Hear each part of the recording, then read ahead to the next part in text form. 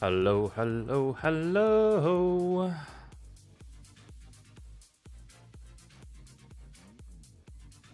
How is everyone? There we go. There you are. There you are.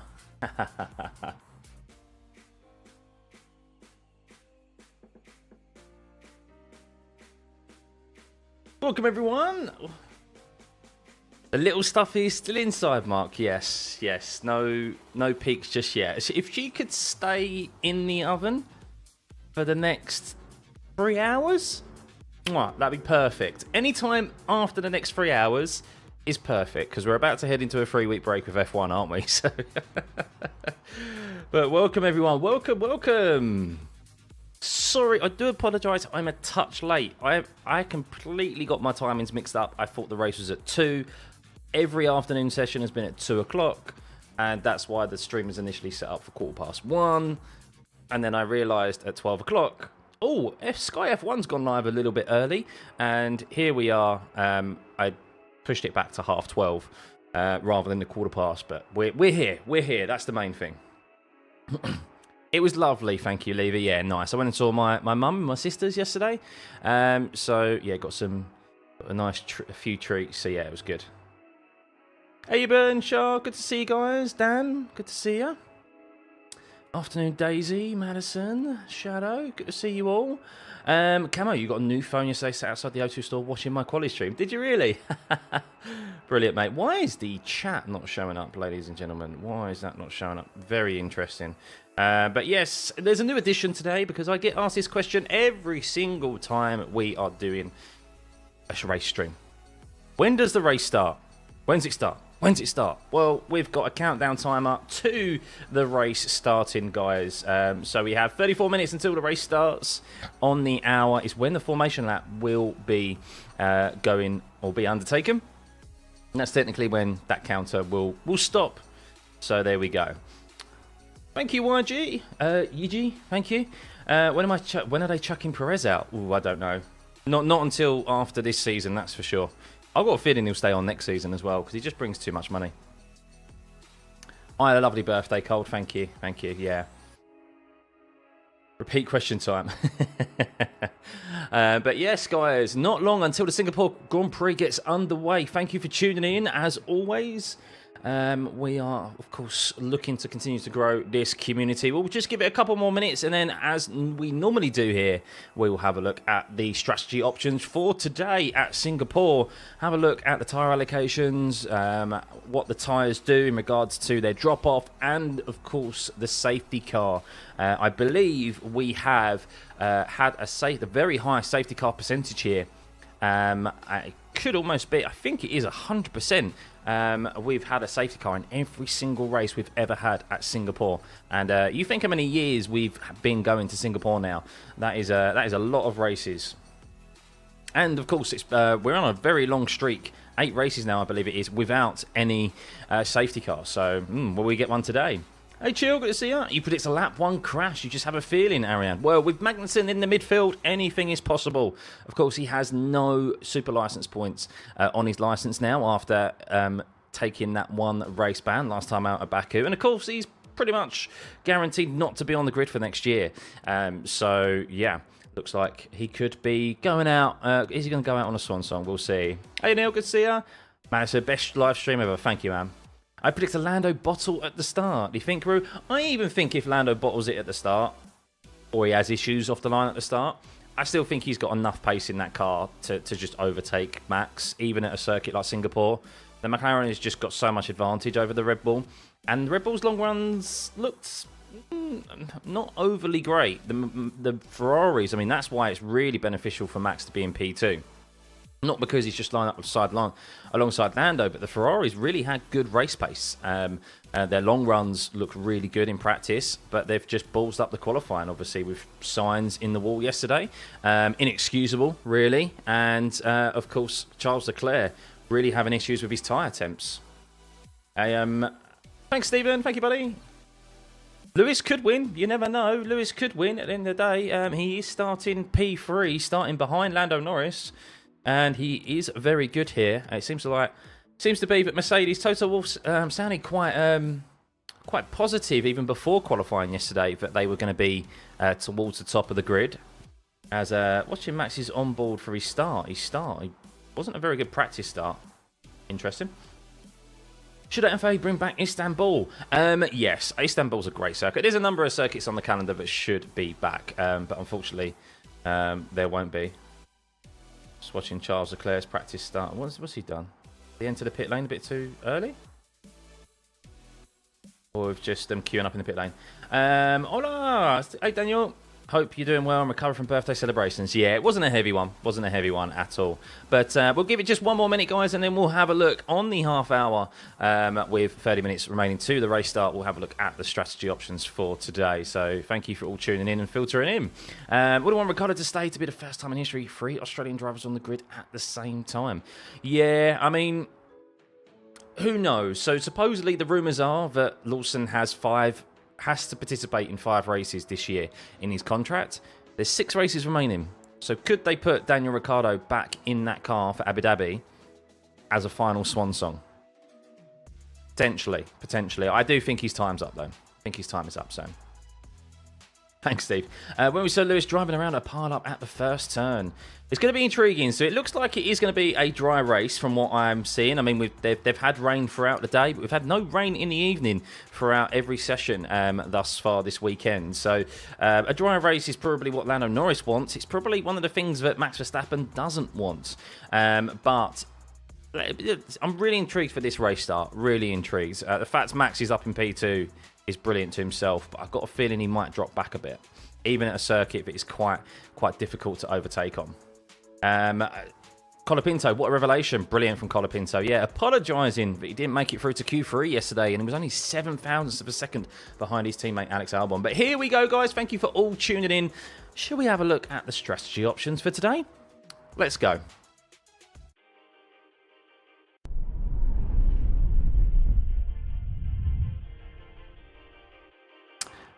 Lawson is New Zealand. He's not actually an Aussie. But here we go, guys. Strategy options for today. Boring.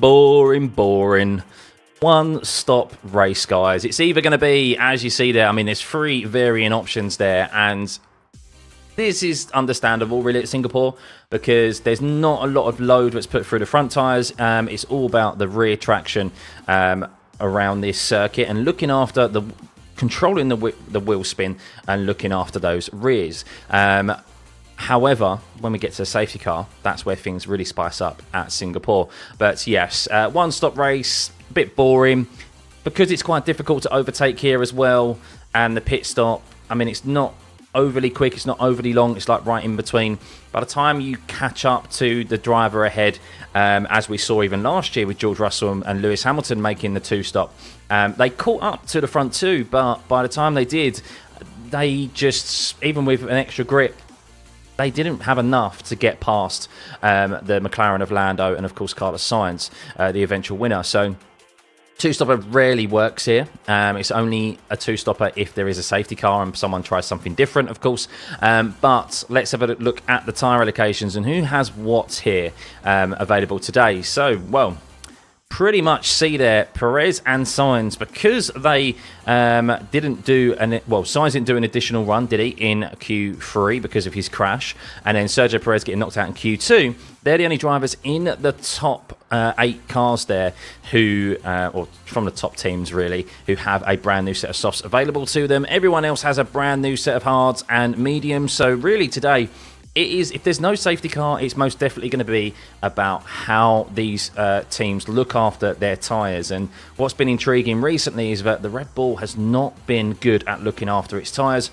McLaren has kind of taken the lead in that department, and the Mercedes has also been pretty good as well. So Max Verstappen, if it is a dry race and if there isn't a safety car and Lando does control this race today, it's going to be difficult for him to really, I think, hold off the Mercedes. But I'm intrigued for it. Even if Lando does drive off into the distance and control this race, the battle behind with Max and always with Lewis is always gets feisty anyway. It's going to be really intriguing for those last podium positions. And of course Piastri as well. Don't rule out Piastri starting in P5. Not happy with yesterday's qualifying.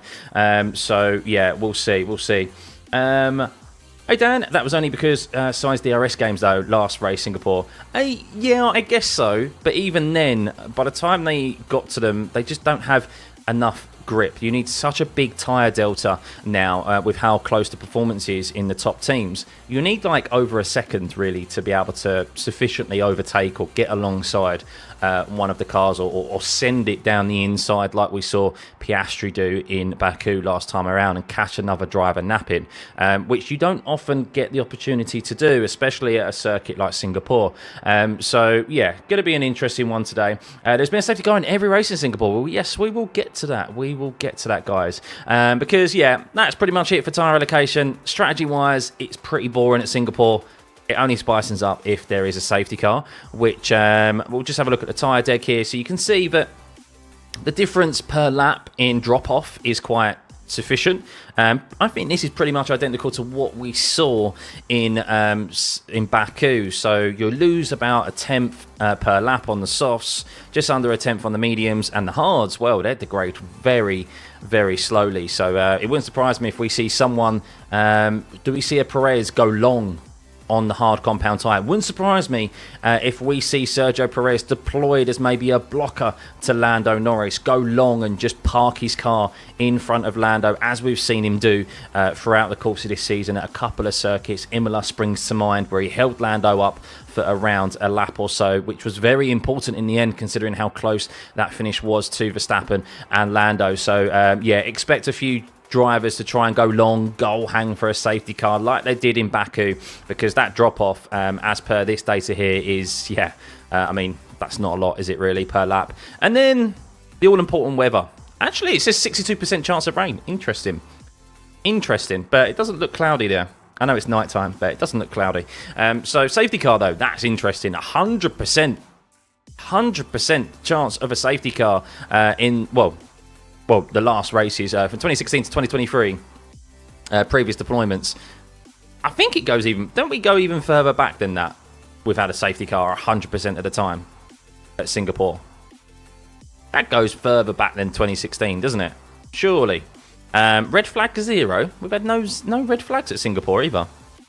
That's intriguing. But look at that. Stationary. That is actually a long pit lane. I thought it was a bit shorter than that. 28.5 seconds. That is very long. One of the longest on the Canada, evidently. So 15 seconds. So you're looking at a 13.5 second gain under a VSC or a safety car if you're able to pit under that condition. So, yeah. Interesting, guys. Interesting. 100% is a strong stat. Yeah, but I'm pretty sure that goes further back than 2016, because we've been going to Singapore since 2008, haven't we? 2007? So, yeah, we've had a safety car every single time, I think. Even so, a safety car in the last 8 years, basically, 7 years, last 7 races we've had here, is, yeah, a very strong stat. 62% chance of rain is that stat there. So the humidity will be high. The humidity is always high in Singapore. Drivers lose around 8 kilograms of water weight throughout the duration of the Singapore Grand Prix. So it's one of the most taxing races on a driver's body throughout the course of the year. So yeah, they need to ensure that they've got their fluids, but there's also the fact of it gets very warm as well. So they're just drinking kind of warm water, which isn't nice. Verstappen censured by FIA here. Same 50% chance of another lizard appearance. That's where we could get the red flag. That's where we could get the red flag if another lizard, yeah, makes an appearance. So lizard to Sauber in 2025. It got a move on yesterday, didn't it? It got a proper move on. But yeah, there we go, guys. That is basically it for the strategy options. You need a safety car at Singapore to really make things lively. That's always been the case. I mean, look. We haven't had one for the last 8 races now, I think it is. That's the longest run we've been on since pre-2011. So you're like, it's the longest run in over a decade, clearly. But we haven't had a safety car, which is unbelievable. But will we get one today? 100% record at Singapore on the line.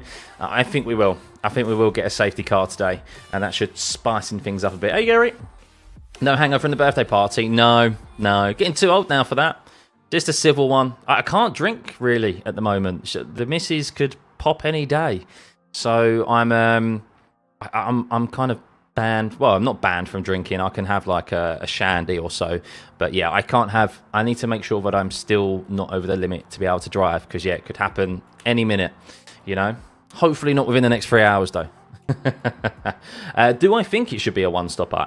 Yeah, I mean, look, whether I think it should or not, I mean, that's just the tyres they've chosen. It's just the nature of the circuit. I think this is the softest compounded tyre anyway, the C5. So we're on the softest compounds. It's just the nature of the circuit. There's not to say that there isn't tyre deg. There is. But it's the fact of it's difficult to overtake. So that's why it's not a two-stopper, because how long the pit stop is, evidently 28 and a half seconds. That's so long. That's so long of a pit stop, one of the longest on the calendar, and that's a lot of time to then make back up on circuit. By the time you've then caught up to the cars that you were trying to initially overtake before the pit stop, by the time you catch up to them, you've lost the advantage in your tyre by trying to catch up again. So no, VJ, no, and you are put in a timeout, buddy. Please do not spam. And please do not ask about live coverage and all this stuff. I cannot do that. If you're new to YouTube, watch-alongs, then yes, we cannot show any live TV coverage because it is copyright breach. So we show the track map and the live data, which I am just waiting to go live and set up for you when we'll change scene. But yeah, that is basically it, guys. That is basically it. So let's change scene for the time being.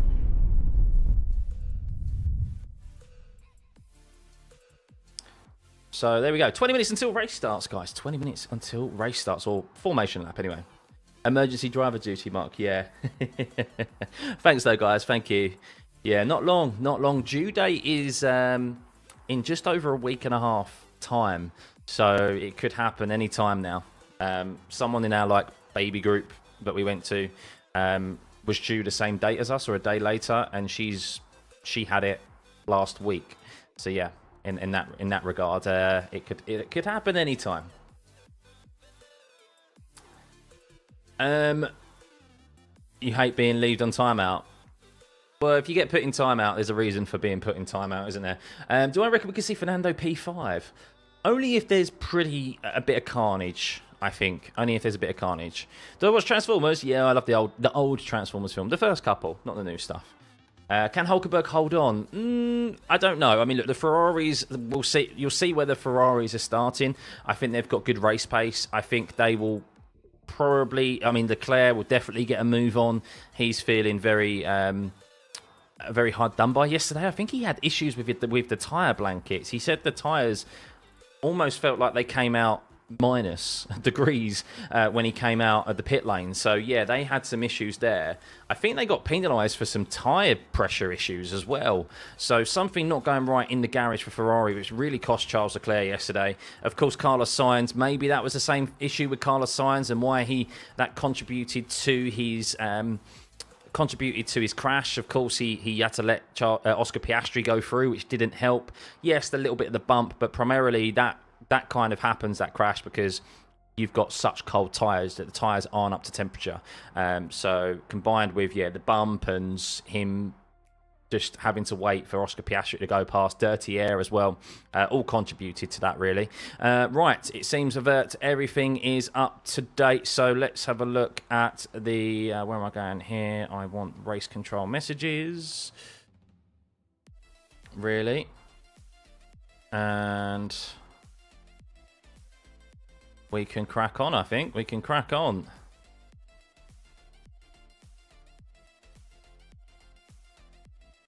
Bish, bash, bosh.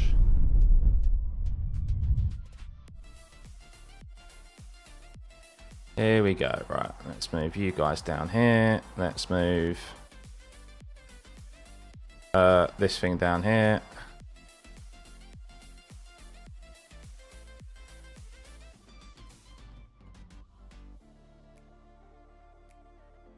There we go, I think.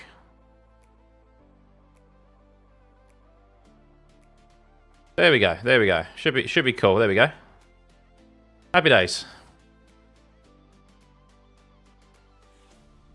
Bosh. Ready to rock and roll. Ready to rock and roll, ladies and gentlemen. Hey, Georgine, good to see you. Feeling Max will have a comeback in this race. We'll see, we'll see. But yes, you can see there, Charles Leclerc in P9, Carlos Sainz P10. The Williams, could they get double points? Sergio Perez, I've got a feeling, Sergio Perez, you wait. He's going to start on the hard compound tyre. They are going to 100% deploy Sergio Perez as a blocker Red Bull for Lando Norris. 100% that's what they're going to do. I'm intrigued to see how Piastri handles this race today as well. This is really where McLaren will need Piastri to dig deep, get ahead of those two Mercedes and, of course, Max Verstappen.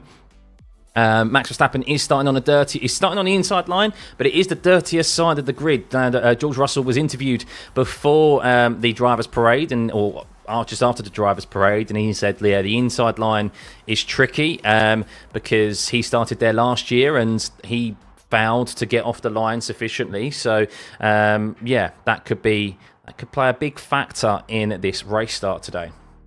Rossi from Namibia, welcome, welcome. Yeah, welcome everyone. Do I think Franco Colapinto in the Williams will get any points as well as Ollie Behrman has? Well, he's already got a couple, isn't he?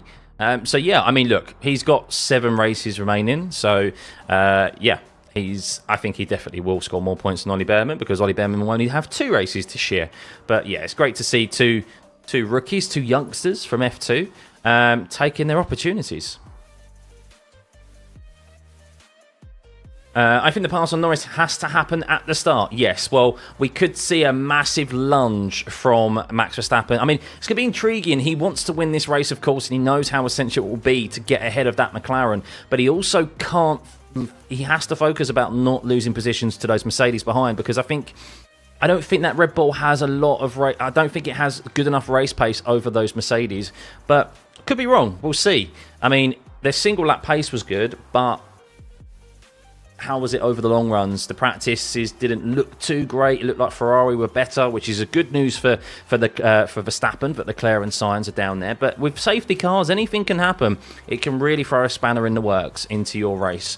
So 100% chance, 100% we've had of that since, of course, Singapore has started. So, Do I think Colapinto will score more points than Logan?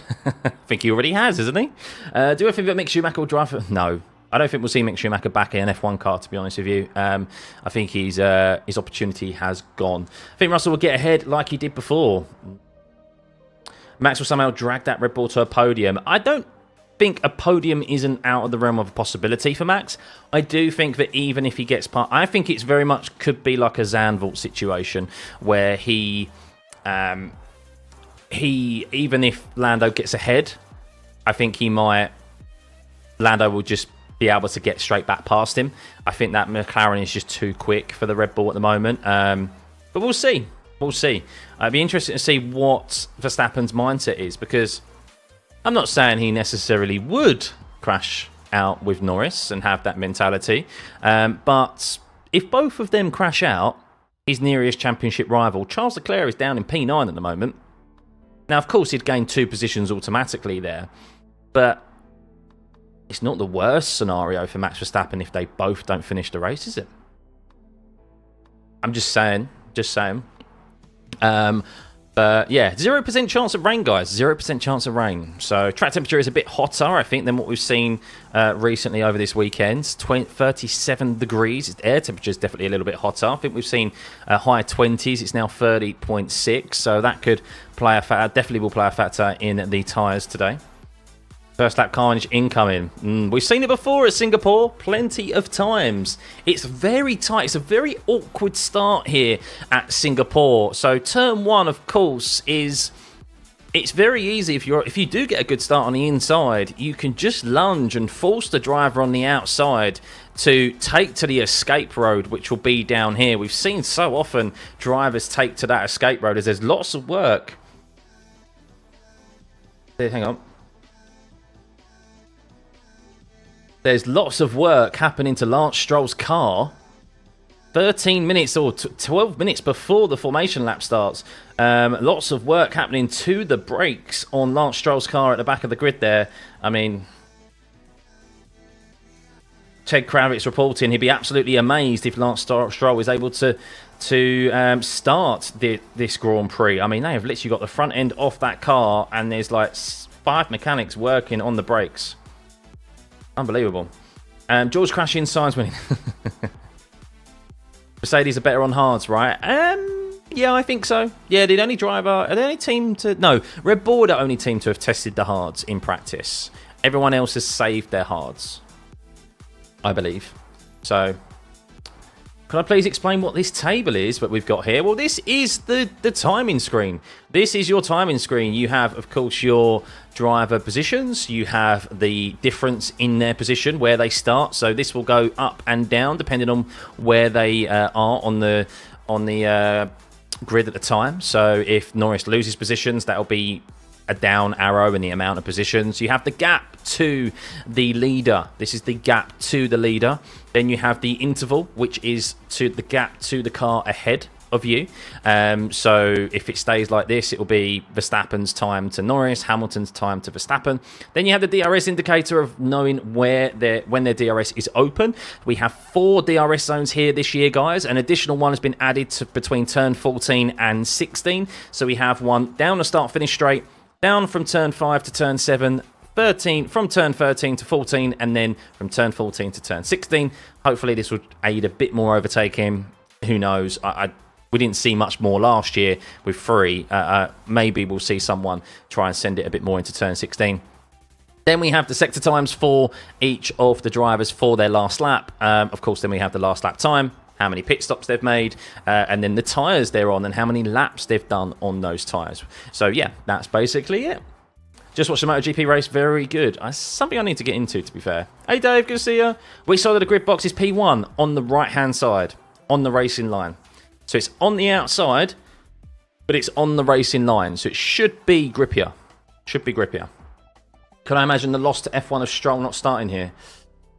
I mean, the only thing is, it might mean less chance of a safety car. That's the only thing. But at the moment, shall we have a check on the poll? Who do you think is going to win this race? 750 votes. 42% of you think it is going to be Lando Norris. 24% think Verstappen. 27% think Hamilton. More of you think Hamilton has a chance of winning this race than Verstappen. George Russell and Piastri, 7%. I kind of group those two together because I do think Piastri is in the quicker car than the 3 ahead of him. But yeah, overwhelmingly, 42% of Norris. I mean, he's been comfortable, isn't he, in his pace? I mean, he hasn't really had to push that hard, and he's had the advantage over everyone else. So I think it could potentially be like a Zandvoort performance for him, but this is Singapore, and anything could happen. Could I please zoom in on the track map if the space allows? I've tried. I mean, it's a real awkward shape, unfortunately, and I can't angle it. I can't turn it on its side, so unfortunately this is the largest that I can make it.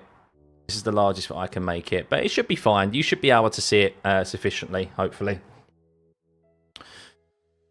On the video game, I always said, why no DRS zone at turn 14 to 16? I'm glad they finally allow it. Yeah, I mean, it makes sense. So I've watched every race of 2024 from Stuffeyy so far. Oh, thank you, Barrel. Thank you for tuning in. And yes, for those of you who, look, continue to tune in, I know not everyone writes into the chat, and I appreciate, of course, having a back and forth with you all. But those of you who just continue to tune in and watch this content and watch these watch-alongs, thank you, as always, for choosing me over others. But yeah, it's been great to see the consistent numbers. And at the start of the year, I would have, if you told me we'd achieve the numbers and the growth that we've had, I would have not believed you. So yeah, big thank you, guys. We are only just over 7 minutes until the formation lap begins, guys. Only 7 minutes. You've still got a chance to get your vote in of who you think is going to win this race. At the moment, 40% still Lando Norris, 25% Verstappen. It's very close between Verstappen and Hamilton. Very interesting. Verstappen would never crash his opponent intentionally, and Hamilton will vouch for that. Verstappen Norris crash lap 5. You think lap 5? You think if Norris is ahead of? I mean, this is the question, Jordan. Do you think Verstappen will be ahead of Lando Norris for that crash to happen, or do you think it will be Lando ahead of Max. Because I think if Lando gets ahead down into turn 1 and leads at the end of lap 1, which he is still yet to do from pole position, ladies and gentlemen, he's still yet to lead from the end of lap 1. At the end of lap 1, whenever he's been on pole position, 7 pole positions now. This is his 8th. Can he break that unwanted record?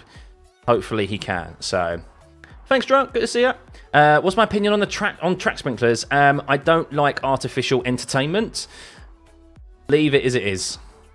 Naturally occurring entertainment. I don't like artificial and forced entertainment. Just leave it alone.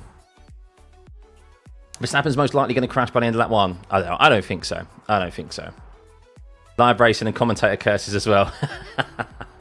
I try not to. Verstappen ahead of Norris. Go for overtake down inside of turn 3. Ooh. Turn 3, you reckon? Interesting. Hey, Tom. Good to see you, mate. Welcome. Yeah, I didn't have a party. I just went round my mum's. As I said, I'm kind of on a, not a drinking ban, but I need to make sure that I'm okay to still drive. Of course, with the missus due to pop any day now, so hopefully it doesn't happen within the next 3 hours, as I said, or at least the next 2 hours. Oh, another note, what a shock in the boxing. Yes, did watch that last night. Dubois just, I mean, yeah. I'm not heavily into boxing. I do watch the big fights, of course. But yeah, it does seem to be that whenever Joshua comes up against a decent opponent, shall we say, he's found wanting, isn't he? So, will Red Bull be any good next year without Newey? Who knows? They definitely still need to turn some things around. I'm real intrigued to see how the Red Bull performs today. I am still not convinced. While it was a mega lap from Verstappen yesterday, I feel like it's a Ferrari-esque performance that we've seen from them over the past few years, where they were quick over a single lap. Charles Leclerc had a few pole positions, didn't he? And then when it came to the race, they just fell off and they went backwards. And I've just got a feeling that that's what we're going to see from the Red Bull today. So while the car is better, it's very different for a car to the setup changes they've made to be better, say, in quali trim than it is over race trim. I still think Red Bull haven't sorted out those issues in the space of a week that have been reoccurring for them, especially when it comes to tyres. So we'll see, though. We'll see. Not long to go, guys. Not long to go. 4 minutes until this session. Well, session? It's not a session. The race begins, guys, on a formation lap. So I'm just going to have a quick loo break, and we will. I'll be back very, very shortly. Won't be too long. Hey, George. When's the baby due? In just over a week. So, yeah, any time after today, basically, is good. Or any time after this afternoon, we're ready. She's ready now, but I'm not, of course, because I've got this watch-along to do for you guys. So, yes, just 3 minutes, just over 3 minutes until the formation lap begins, guys. Grab your popcorn, get yourself a drink, a beer, a cup of tea, a cup of coffee, whatever it may be, whatever beverage of your choice is. Get some snacks, because hunker down. I've got a feeling this Singapore Grand Prix is going to be an interesting one. Surely we're not going to have 9 races in a row without a safety car? Surely. Not Singapore. Back in a sec.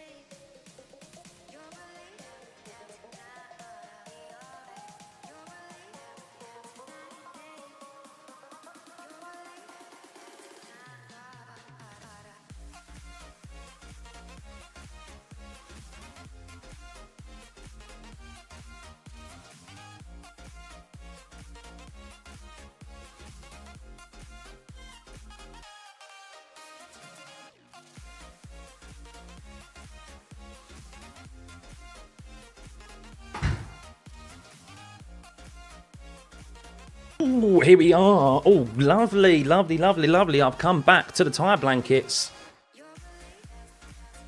Lewis is on the softs. Lewis is on the softs. Wow. Wow, going aggressive, Dave. Okay, so Mercedes are like Lewis starting behind Lando Norris in his grid spot. So he's on the grippier side, the racing line, and they are going for it at the start to try and no doubt get ahead of Max Verstappen. Track position is key here, of course. It's a viable strategy option. We've seen it with the soft to hard compound tyre, which Pirelli suggested. Perez is on the medium. Okay, so I thought they might go a little bit outside the box and do the alternative strategy with Perez. Play that game of holding up maybe Lando Norris after he's made a pit stop. But wow, really interesting. So we've got Daniel Ricciardo starting on the soft compound as well. We've got Magnussen on the hard. Stroll is starting. Ladies and gentlemen, as we have less than 1 minute until the formation lap gets underway. Welcome for those of you tuning in. We've nearly got 2,000 viewers before this race has even begun. So welcome, welcome. Please continue to hit that like and subscribe button if you haven't already. Let's end the poll, shall we? Let's end the poll before the formation lap begins. And well, 40% of you, over 1,000 votes, 40% of you think Lando Norris is going to win this race. It's neck and neck between Hamilton and Verstappen. 26%. Russell and Piastri down with a lowly 6%. Let's go, guys. Let's go. Not less than, or just 20 seconds until this formation lap gets underway. The Singapore Grand Prix. It's our last race before another kind of break, summer break. Well, it's not summer, it's the end of summer, autumn fall break, because we then head to Circuit of the Americas for a sprint weekend, free of the remaining sprint, first of the 3 remaining sprints that we have before the end of the season. But really intrigued that Lewis Hamilton, aggressive from Lewis at the start potentially. We'll see if that pays off for him. Of course, Lando Norris in front of him as well. Max Verstappen starting on the inside, on the dirtier line, but it is the inside line. So if he can maximise that getaway, he could potentially force Lando Norris to that escape road, which we so often see down into turn 1. A very awkward first sector here with so many cars. We've seen lots and lots of contact here in the past. So yes, so here we go. 0 formation lap is about to get underway. No doubt it's only a couple of seconds away. Actually, I haven't updated my timing screen. That's why I need to update the data. There we go. I knew I was a bit slow there. There we go. Formation lap underway. Race is about to get started, guys.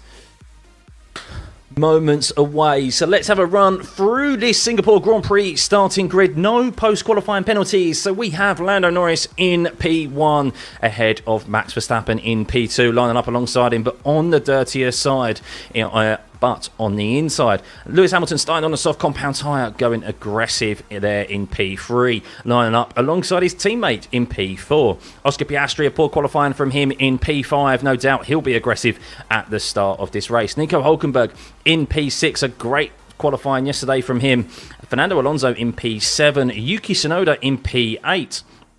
Charles Leclerc and Carlos Sainz, who would have predicted the 2 Ferraris would be lining up alongside each other at the back of the top 10 there in P9 and P10. Alex Albon and Colapinto line up alongside each other as well in 11th and 12th. Sergio Perez not being able to continue and carry over that form from Baku in P13. Kevin Magnussen returning from his 1 race ban that he received. 0 super license points now on, 0 points now on his super license. Will we see a menace performance from Kevin Magnussen today in P14? Esteban Ocon in P15. Daniel Ricciardo, potentially, could it be his last race ever in F1? Highly rumoured that Liam Lawson will be replacing him after this race for possibly the remainder of the season. Daniel Ricciardo in 16th. Stroll in 17th. Looks like they've been able to get that brake issue sorted on the grid, and he will be starting this race. We'll see if potentially it rears its ugly head during the course of this race. Could it be a mechanical issue for Lance Stroll that brings out a safety car here? Our first potential safety car in 8 races. Gasly in 18th, and then the 2 green tractors of Bottas and Zhou down in 20th, guys. Some moments away until this Singapore Grand Prix begins. Who's going to win? Lando Norris is lined up. Lando Norris and Max Verstappen lined up quite early there. Of course, the earlier you grid up at the front, the longer you have to wait, and every single second counts with those tyres cooling at this moment in time. It has potentially been a cause of some of Lando's poor starts during his unfortunately pole positions where he hasn't been able to lead at the end of the first lap. He is trying to break that. He's trying to break that, isn't he, at the moment, in regards to that unwanted run of 7 pole positions and not leading at the end of the first lap. So Lando Norris, let's see if he can break that record and try and not make it 8 from 8 in that regard. It's going to be so important to his race today, with track position being very key here at Singapore. But here we are, guys, moments away. Please hit that like button and the subscribe button before we start. Over 3,000 of you in here. Here we go. They've lined up. We're moments away from lights out for this Singapore Grand Prix. And it is green light, away we go! Down to the first corner for the first time, and it does seem like Lando Norris has got a great getaway as he's 2 tenths ahead of Max Verstappen and leads into the first corner. Yuki Tsunoda has lost 4 positions at the start there as he's bogged down, and Piastri's also lost a load as well, and Charles Leclerc's made contact! Charles Leclerc is down to dead last, it seems. No, it seems to be a mistake with the timing screens there. Apologies, Charles Leclerc fans. It's Carlos Sainz who's actually dropped positions, but not a good start from Alex Albon. Yuki Tsunoda's down 2 positions. A great start from Colapinto up into P9, 3 positions as well. Albon's start has got even worse, but Lando Norris leads from Max Verstappen. He's got job number 1 done as Piastri regains a place from Nico Hulkenberg, as it's very tight between them there. And Alex Albon potentially got damage as he's dropping further down. Sainz down positions as well into P12. Sergio Perez into P11, but it's Max Verstappen behind Lando Norris as I'm just watching the race start, and it was a great start from Lando Norris as Max Verstappen and Lewis Hamilton touched wheels. They touched wheels. The timing screens went a bit on the fritz as we saw drivers, particularly Charles Leclerc and Fernando Alonso, taking to the escape road. But it's only a few more corners for Lando Norris to lead finally from pole position at the end of the first lap. He's been unable to the previous 7 times, but it looks like with only 4 corners remaining that he will lead at the end of the first lap. And importantly for him, he's already pulled out just over a second over his championship rival, the man he's trying to chase down in Max Verstappen in that Red Bull, as it is Norris, and he has done so. Lando Norris has finally led from the first lap at once being on pole position. Fair play to the man, lots of pressure on him, but we still have 61 laps remaining in this Singapore Grand Prix, guys, as it is Norris to Max Verstappen. That Max has just got some DRS, but how long will he be able to stay in that dirty air and sustain this pressure on the McLaren driver? Lewis Hamilton in P3 on the soft compound. The plan to try and drive round the outside of Max Verstappen nearly worked. He did get that extra launch that he needed off the racing line, the grippier line, but Max Verstappen, as he so often does, positioned his car well, and Lewis had to get out of the throttle to ensure that he wasn't run wide. So it's Lewis Hamilton from George Russell, Oscar Piastri in P5, Nico Hulkenberg 6th, Alonso 7th, Charles Leclerc up a place to 8th, Colapinto is up 3 positions into 9th, Sergio Perez making good ground as well, already into the top 10 in 10th. Tsunoda's lost 3 positions, the biggest, other than Alex Albon, the biggest loser at the start of this race. Sainz in P12, he's lost a couple of positions as well. Esteban Ocon up 2 positions into 13th, Magnussen 14th, Albon down 4 positions into 15th. It looks like he doesn't have damage. I don't think. I'm waiting to see some TV coverage, but I think he's actually okay. We can see that Gasly is up a place on Stroll in 17th, Stroll in 18th, Bottas and Zhou down the back there, but we can see Verstappen, he was in the DRS of Lando Norris, but look, Lando already pulling out 1.3 seconds over Max Verstappen. George Russell is in the DRS of his teammate Lewis Hamilton. We'll see how long it will be before team orders are potentially deployed, with Lewis Hamilton on a different strategy to his teammate Oscar Piastri out of the DRS of George as well, back in P5. Are we already going to see drivers potentially look after their tyres and think about the long game here, as Lando Norris sets the fastest lap of the race in only 22 laps in, a 38.4, and that's 3/10 that he made last time around on Max Verstappen. And you can see that gap there forming, and it'd be interested to see if on this soft compound tyre, Hamilton is able to close in on Max Verstappen of all people. As George Russell, yes, there we go, a change of position, it seems, between Lewis Hamilton and George Russell, or was that just an overlap there between the two drivers? We will see as Sainz sets the fastest first sector as he's looking to recover from a poor start, guys.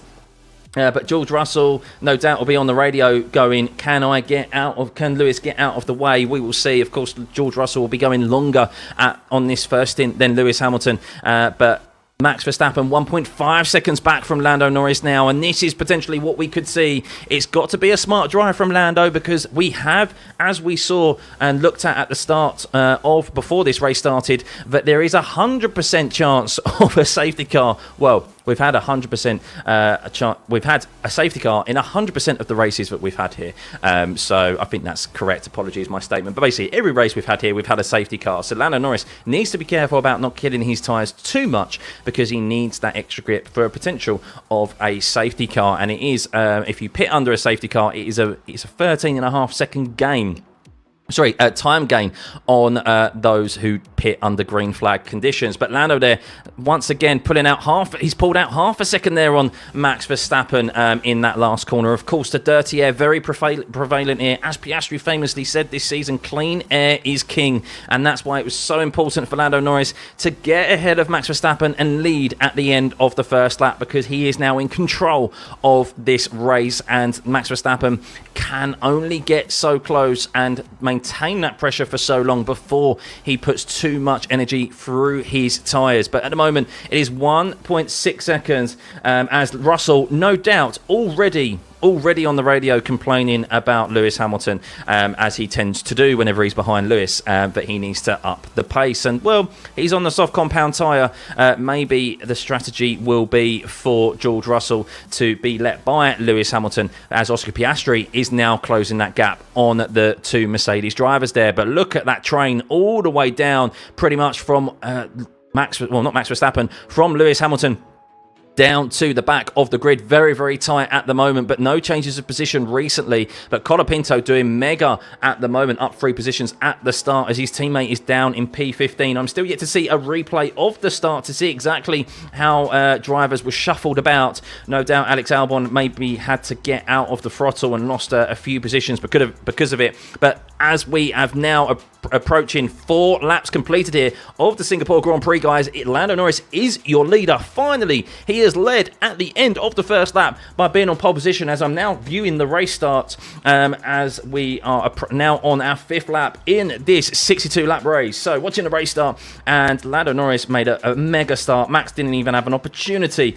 getting side by side with Lando. He had to cover off Lewis Hamilton, of all people. And then where is Alex Albon? I can't see. I think Alex Albon just bogged down at the start, to be honest with you. Doesn't look like there was any contact made. His teammate made a much better start, and it looked like really that those who were on the inside line on the dirtier side of the track, all of them predominantly got a poor race start. A few drivers took to the escape road, Charles Leclerc and Fernando Alonso, very quickly. But yes, 58 laps remaining in this race. Lando Norris and Max Verstappen pulling away from Lewis Hamilton in P3. Max Verstappen not doing too poorly, actually, in regards to staying close, as Alex Albon has complained about Franco Colapinto dive bombing him.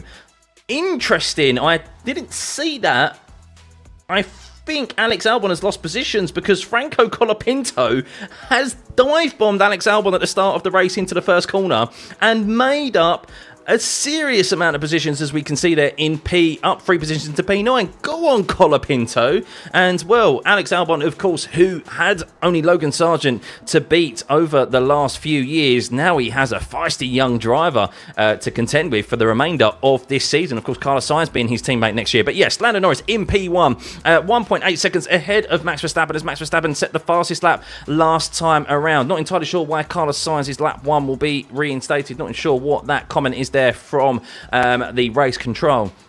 Lewis Hamilton in P3, a fastest last sector from him, but he is 2.8 seconds back on the soft compound tyre from Max Verstappen. George Russell in P4, the two Mercedes drivers. Piastri in P5, so the top 7 as they were, with Hülkenberg and Alonso following closely. Leclerc up a position as well, as he is looking to try and overtake the Aston Martin of Alonso. The Ferrari, good on race pace it was on Friday and Saturday practice, but of course let down in its qualifying performance. An error with the tyre blankets, it seems, was the cause of that poor performance in qualifying from Charles Leclerc. Colapinto, aggressive at the start, it seems, in P9. Perez up 3 positions in P10. As Valtteri Bottas, we have an overtake on circuit. Zhou Guanyu has overtaken the other green tractor, his teammate Valtteri Bottas, who has been rumoured actually that he might now have signed a year extension with Sauber for next year. So no doubt if that is the case, that'll be announced in the week. But Max Verstappen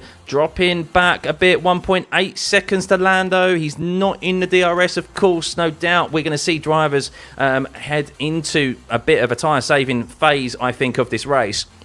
Let's see if Leclerc is going to have an opportunity on Fernando Alonso with DRS open, because they're all lapping quite similar lap times there. You can see, other than Nico Hülkenberg, who is got the clean air pretty much. Well, no, he's not in the DRS of Oscar Piastri. He was slightly quicker last time around. Let's see what the lap time is from Fernando Alonso and Charles Leclerc. 38.7s there. I mean, look at that. Almost identical lap times between Leclerc and Alonso. And at this stage of the race, with drivers on the same compound of tyre, it's going to be tricky for them to overtake unless someone is forced into a mistake, you would suspect. Daniel Ricciardo, the only other driver on the soft compound tyre than Lewis Hamilton, is in P16. He's not able to make any ground at the moment either. The RB car not really looking too good in Daniel Ricciardo's hands. Yuki Tsunoda in P11, 3 places down at the moment, so he bogged down at the start as well. But Lando Norris, a fastest lap from him last time around, as that gap is nearly been pushed out to 2 seconds from Lando Norris and Max Verstappen. Hamilton is starting to lose ground on Max Verstappen here, so I'll be interested to see when he pits. 28.5 seconds, guys, is the pit stop loss from at the Singapore circuit. So that is the gap you need to look at the moment, that if Lewis Hamilton was to pit right this second, he would come out behind Valtteri Bottas, as there is a 27.6 second gap between P1 and Lewis Hamilton. So he would technically come out into a bit of clean air, but no doubt would quickly catch those 2 cars, which is not ideal for him. So they're going to be looking at gaps when they pit. But Lando Norris in that clean air, just setting fastest middle sector after fastest middle sector, where he's got a bit more rear traction than Max Verstappen has looked there. 27.4 purple last sector from him, a 37.6, another 10th gained on Max Verstappen there, and that gap has now gone out to over 2 seconds. As Leclerc says, I took carbon on my front left side, but the car is reported as being fine. And, well, the lap times from Charles Leclerc, who is stuck in traffic at the moment, as Fernando Alonso still has just about DRS on Nico Hülkenberg, which is thwarting really any opportunity for Charles Leclerc to have a chance of an overtake on the Aston Martin driver, who is, well, over 10 positions, 11 positions up on his teammate, down in 18th place. I mean, Adrian Newey must be absolutely riveted at watching this right now, with the opportunity of working with Lance Stroll from next year. But yes, guys, this is a one-stop race if there is no safety car. Of course, it is quite difficult to overtake at the Singapore Grand Prix, but we do have a 100% record of safety cars at the Singapore Grand Prix. So yes, we've gone 8 races without one thus far. Let's see if it's going to be 9 this season. That is a mega run that we are currently on in F1, and unbelievable, really. But that's the thing. Someone tries to force a move here. You would think that someone at some point is going to get a little bit agitated, force the issue, as we have seen here in the past, and that is when a safety car will be brought out. But you can see there, Lando just made up around 2 tenths, nearly 3 tenths on Max Verstappen in the second sector. As I said, Max, even though he's 2.5 seconds back now, or over 2.5 seconds back, you're still going to feel the dirty air. You feel the dirty air from as far back as around 3 seconds, they say now. So that is no doubt where Max Verstappen is starting to struggle a little bit. But thankfully for him, Lewis Hamilton on the soft compound tyre is over 4 seconds back from the Red Bull driver. Oscar Piastri unable to close the gap on the two Mercedes drivers as well at this stage in the race. We have seen this strategy before from drivers where they drop back to around 1.82 seconds. As we have an overtake from is Gasly in the pits? No, what's happened there? Gasly just dropped down and then he dropped back. He went back up again. What happened there? Did he just have to take to the escape road, I think, Pierre Gasly, and locked up down into the first corner? I thought we had overtakes out on circuit, guys. But at the moment, it is pretty difficult. Hulkenberg is towing Alonso along, which is making it difficult for Charles Leclerc to overtake. As Lando Norris... Hang on. Norris being told we'd like to get a 5-second gap if possible, and well, he is very close to it as he is 3.6 seconds over Max Verstappen now. He gains 6 tenths last time around, nearly 7 tenths on Max Verstappen last lap alone. Oscar Piastri, 1.9 seconds behind George Russell there. Lewis Hamilton on the softs. It'll be interesting to see if George Russell, when Lewis Hamilton eventually pits, if George Russell is released and starts to get a move onto the back of Max Verstappen as Lando sets another fastest lap, as he's just gaining more and more time here in that superior McLaren as it stands, as it has been all weekend. Lando Norris sounds very calm and collected over the radio. McLaren radio get a 5-6. Yes. Did RB use high drag body again? Well, yes, definitely. I think they had a car. As I said, they had a car that was quick over a single lap. But when it came to race pace, I think they're still going to be left wanting. Regards to the McLarens, at the moment, we'll see if there's anything to do with the Mercedes. Of course, the Mercedes might just be dropping back, and this is strategy for them at this moment in time. They're still within touching distance, you would say, of Max Verstappen. As Charles Leclerc sets as there's an overtake, as Hulkenberg went side by side there, I think, with Fernando Alonso, or maybe that was just a slight delay with the data there. But drivers starting to sniff sniff at moves, as we're no doubt going to start to see drivers struggling in this first phase on these tyres now. Of course, they start with 100 kilograms of fuel, or near enough 100 kilograms of fuel, and the softer compound of tyre is, of course, going to fall off quicker than the harder compound on lower fuel when they make their pit stop to what would be normally their only pit stop of this race if there isn't a safety car.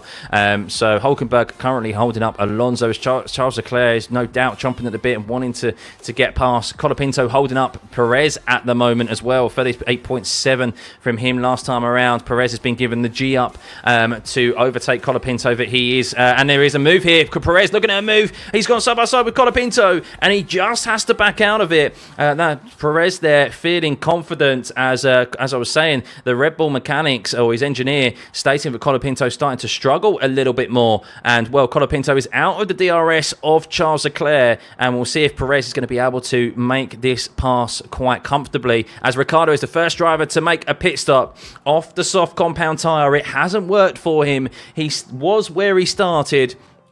And yes, Sergio Perez, let's see if he has an opportunity here. He's 7 tenths back, and you can see the interval time just goes out a little bit, a tenth or so under the exit of the corner as they get onto full throttle. But Colapinto, Perez has made the move on Colapinto. Has he been able to make it stick? I don't think he has, as Colapinto maintains a position on Sergio Perez, and the Argentinian holds off the Mexican for just a touch longer. Sergio Perez there definitely making the lunge on Colapinto. We've seen drivers go past and over that exit curb there. There is a bit of runoff that is available to the drivers to utilise if they over-egg it a bit, and that is what they've done. As Charles Leclerc is being told, Magnussen reporting hard tyre seems worse than medium at the moment, so no doubt wanting to extend this first stint to ensure that they go on the hard compound tyre later and on as lighter fuel as possible. But Sergio Perez, yes, unable to make the turn, make the overtake stick there, as Lando Norris pumps in another fastest lap.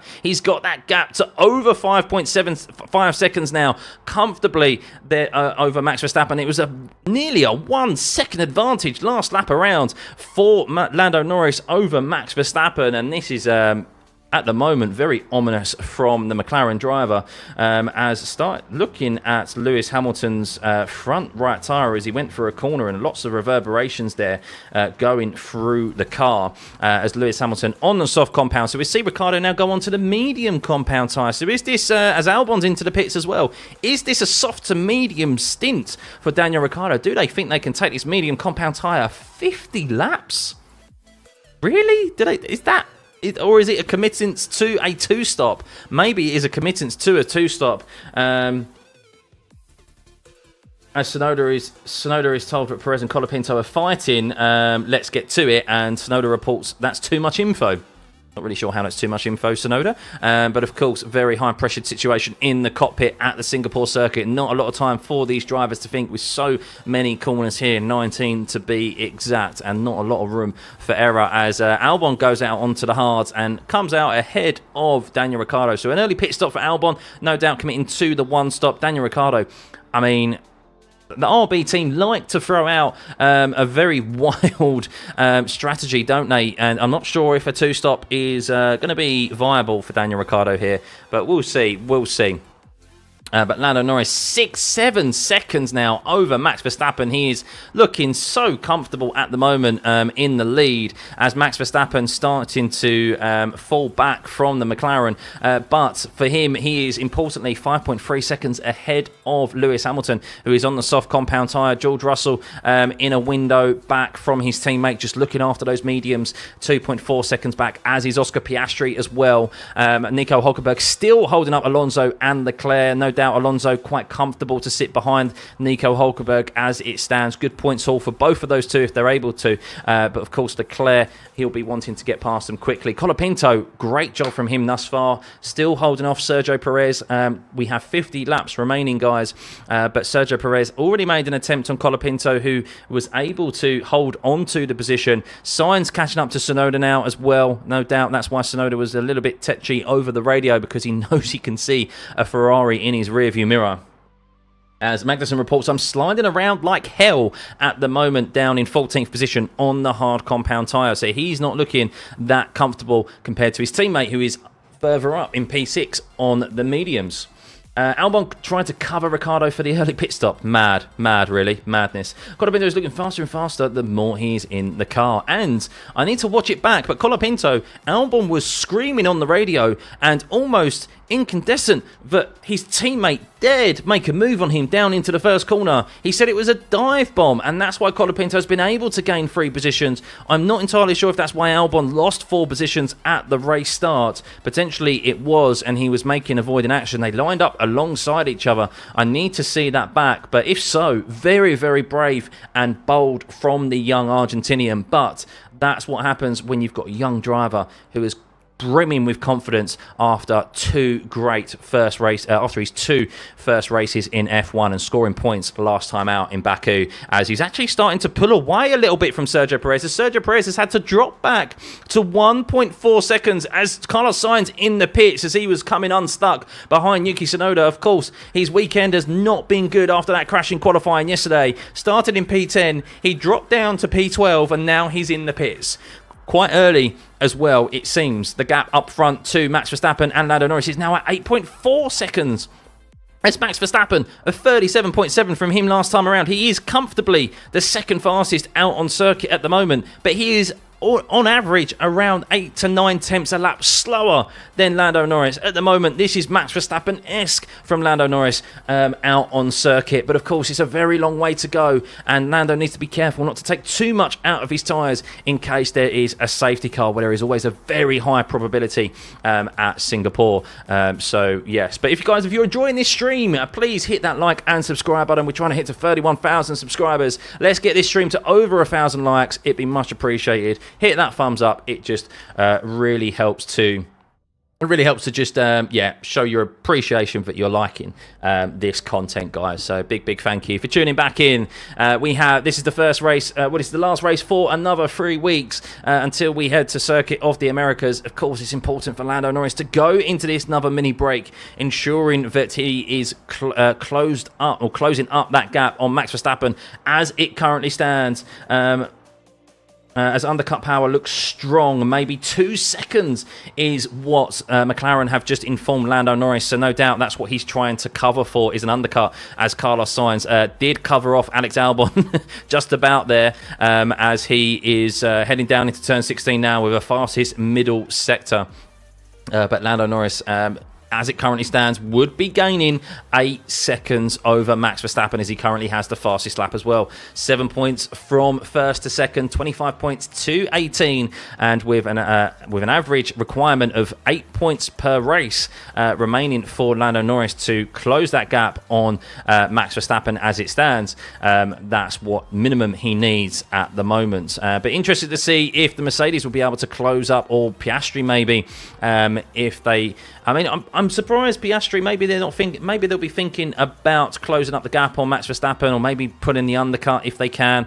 They could probably close. I mean, how many places behind? I mean, he's quite far back, isn't he, Oscar Piastri? Probably wouldn't be able to make up that amount of time on Max Verstappen if he pitted now, that's for sure. But we will see. 48 laps remaining, or 47, as Lando is about to cross the line, as Alex Albon has just been overtaken by Daniel Ricciardo and is dead last. He is down 9 positions. Of course, we still have the 2 green tractors of the Stake F1 cars of Zhou and Bottas still to pit, and well, pretty much the whole field, 17 cars still to pit. But that is not a good look for Alex Albon, whose day is not looking good. Daniel Ricciardo was down in 17th, I believe it was, or 16th when he made his pit stop, and now he's got ahead of him. Different strategies, of course. No doubt Albon looking to go to the end of the race, but very different contrasts at the moment from the 2 Williams, as Colapinto in P9 and pulling away from Sergio Perez. 1.7 seconds it is from Colapinto to Sergio Perez now, and that is how difficult it is to overtake here, as the gap at the top ever increasing. Verstappen 10 seconds behind Lando Norris, but importantly for Max, he's 7 seconds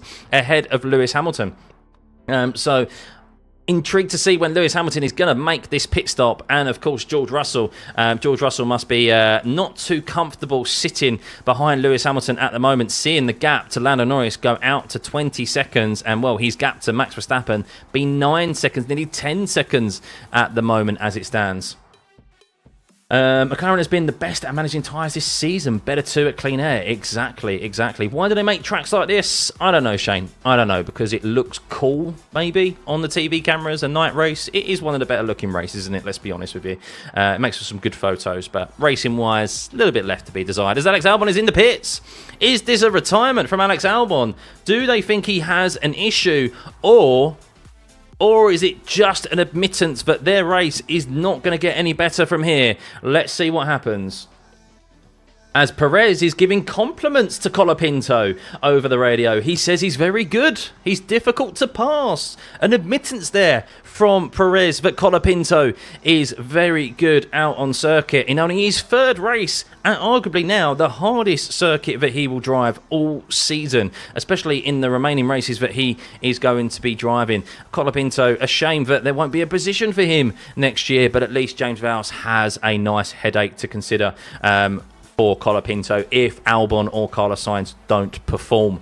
No doubt a lot cheaper as well. But Alex Albon is in the pit lane. It's a long time that he's been there. No doubt this is a retirement from Alex Albon. I reckon I'd be very surprised if there's an issue with his car. No doubt it's probably just him. Them making up an issue. They have to have a reliable reason, reasonable reason. Is that the right term? No, probably not. But they need to have an actual reason for retiring. They can't just do it because they can't be bothered, basically. But yes, let's have an update of the grid, shall we, guys? As we have done 17 laps, or we're about to complete our 17th lap in this 62-lap race at the Singapore Grand Prix. Lando Norris is your leader in P1. He is 12 seconds basically ahead of Max Verstappen at the moment. Lewis Hamilton is in... Obviously, Max Verstappen in P2. Lewis Hamilton is in P3, falling further back from Max. So while Max knows he doesn't have the pace to catch Norris, he is kind of running his own race as it currently stands, minimising the damage that Lando Norris will be able to gain on him. Lewis Hamilton in P3 on the soft compound tyre, just dropping further back and actually starting to hold up, you would think, his teammate and Oscar Piastri, as Lewis Hamilton finally pits off that soft compound tyre. They tried for that aggressive approach at the start to gain track position on Max Verstappen. He nearly made it stick, but Max Verstappen, they touched wheels a little bit, and Lewis had to get out of the throttle and slot in behind. So this will now release George Russell and Oscar Piastri. So let's keep an eye on the lap times now. I'm very intrigued to see how the Mercedes of George Russell and the McLaren of Oscar Piastri, whether they close that gap on Max Verstappen. I suspect they will. No doubt George Russell has been looking after those tyres, but Max Verstappen also would have been. They've been lapping around 30, as you can see there, the 38.8 for George Russell last time around and a 38.5 for Oscar Piastri, whereas Max Verstappen not on the pace of Lando Norris, who's in a league of his own thus far, but no doubt George Russell and Oscar Piastri will be able to close this gap up on Max now. But let's keep an eye out on that interval time between those two. As Lewis Hamilton, where does he slot out in between? He slots out ahead of Pierre Gasly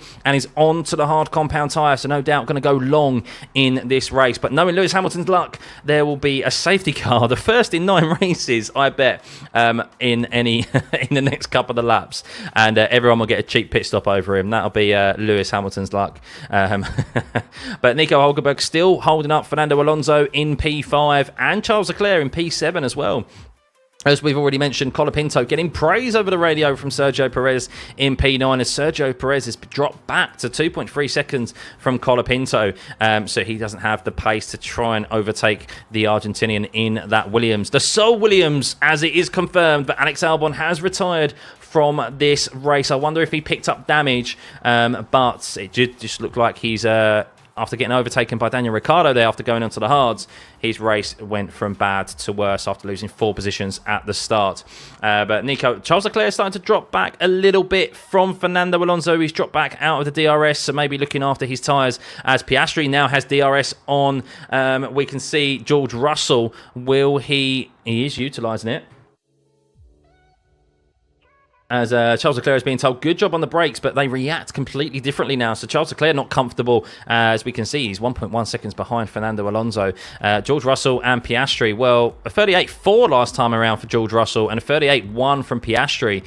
So Piastri, you would say, definitely being held up by Russell as it currently stands, because Max Verstappen increased that gap over George Russell, as Max Verstappen is nearly 14 seconds, 13 and a half seconds behind Lando Norris, and we've only done 19 laps as it stands. So yes, very, very dominant drive from Lando Norris at the moment, trying to cover off, no doubt, maybe that potential advantage that drivers would get if they pitted under a safety car. 13 and a half second gain it would be if drivers pit under a VSC or a safety car. So maybe that's what they're covering off, and he now has covered that off as he is 13.8 seconds ahead of Max Verstappen. So maybe that's what the window that they're looking for at the moment.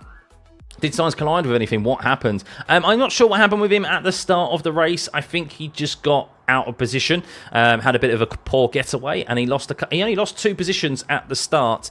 He did pit quite early, the earliest out of really the top drivers, but he was down in P12, so that's why he's in 16th at the moment. But you can see there is only a handful of drivers who have yet to make a pit stop, as Lewis Hamilton makes an on-track overtake, ladies and gentlemen. Hamilton has overtaken Kevin Magnussen, who has been reporting he's struggling on the hard compound tyre in 13th. Yet to make a pit stop himself, as Lewis Hamilton is on his first time lap on the hard compound tyre, as he is now up into P12. He did pit from P3, of course, 10 seconds back from Max Verstappen, and he will no doubt be going to the end of this race. It is a one-stop race. Charles Leclerc closing in again now on Fernando Alonso. He dropped back for a couple of laps, maybe just to cool off his tyres, but now he's on the attack, you would think, on Fernando Alonso. Let's see if Charles in that Ferrari can gain positions, but you can see at this stage of the race, I mean, it's so difficult to overtake at Singapore. You need such a large delta, such a large advantage to make an overtake happen. There's no point in trying to sustain an attack for that long if you can't make it stick. It's mainly going to be won in the pits. Max, how does it feel? Can't wait for the rocket-powered Mohawk video.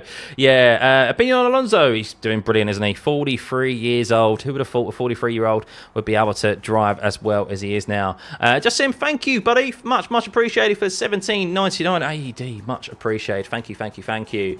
Dust, please do not do that, buddy.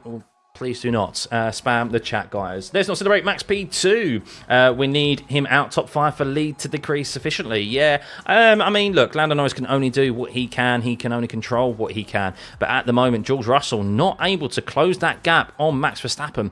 Comfortably second quickest with Piastri behind George Russell. You would think that Piastri really needs to get past George Russell, but he's already dropped back 1.2 seconds to just look after his tyres. So we'll see if the McLaren tries to do the undercut on George Russell, and maybe Piastri might have a go at Max Verstappen with the undercut powerful. You would think that Piastri, while he's been off the pace of his teammate all weekend, who currently has nearly a 16-second lead, as Hamilton reports, I think I clipped the wall on the way in to the pit lane. It's a very tight pit entry here. Of course, these cars are the widest and longest F1 cars in history. So it wouldn't surprise me, as we've seen Max Verstappen do that as well from being released from his pit box in, I can't remember where it was, maybe once or twice throughout the course of seasons as well. So truly hope Max and Lando pit at the same time. We'll see. I mean, if Max pits, I think Lando will cover off Max. That's for sure. He's got a 16-second lead over Max Verstappen. That is right there. That is right there a gap, a safety car advantage gap that he has over Max Verstappen. 13.5-second advantage is what you get under a safety car than under green conditions. As Norris is reported, yeah, we've got a nice margin. We just don't want to be the first driver to pit between you and Max now. And it's not really anything that Max Verstappen and Red Bull can really respond to that. As Lewis Hamilton is looking at a move on Esteban Ocon there in P12. Of course, he's on the hard compound tyre. Let's see if Charles Leclerc a bit closer to Fernando Alonso this time, but you can see the interval out of turn 3 where they need the rear traction with that dirty air.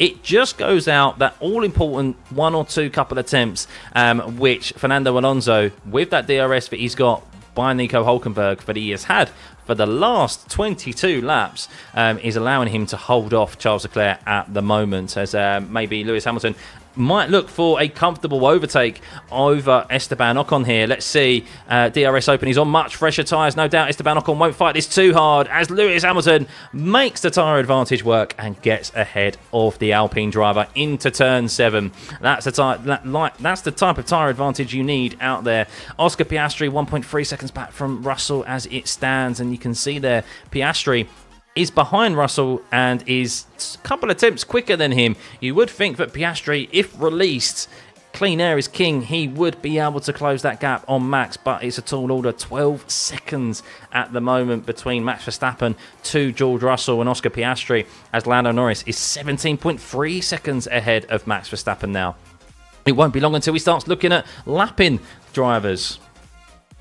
Imagine if Max didn't hit that cone in Miami. Danny Rick, this is the last time you'll be useful for RB to get the safety car. Crashgate all over again. Crashgate all over again. Colapinto is slowly eating into the battle for P5. He is indeed 2.6 seconds ahead. 2.6 seconds back of Charles Leclerc, as Perez is 3.6 seconds back from Colapinto now. He cannot handle with the pace of the young Argentinian driver. He held off the charge, and it's really unbelievable that Perez, after a great performance in Baku, is not able to follow that up here at another street circuit, Singapore, as he is falling back from the Williams driver there. Unbelievable, and he's the sole Williams driver out on the grid now. I wonder what Alex Albon's thoughts are after the race in regards to his move at the start. Supposedly that is why Albon lost 4 positions at the start of the race from a aggressive move on his teammate Colapinto.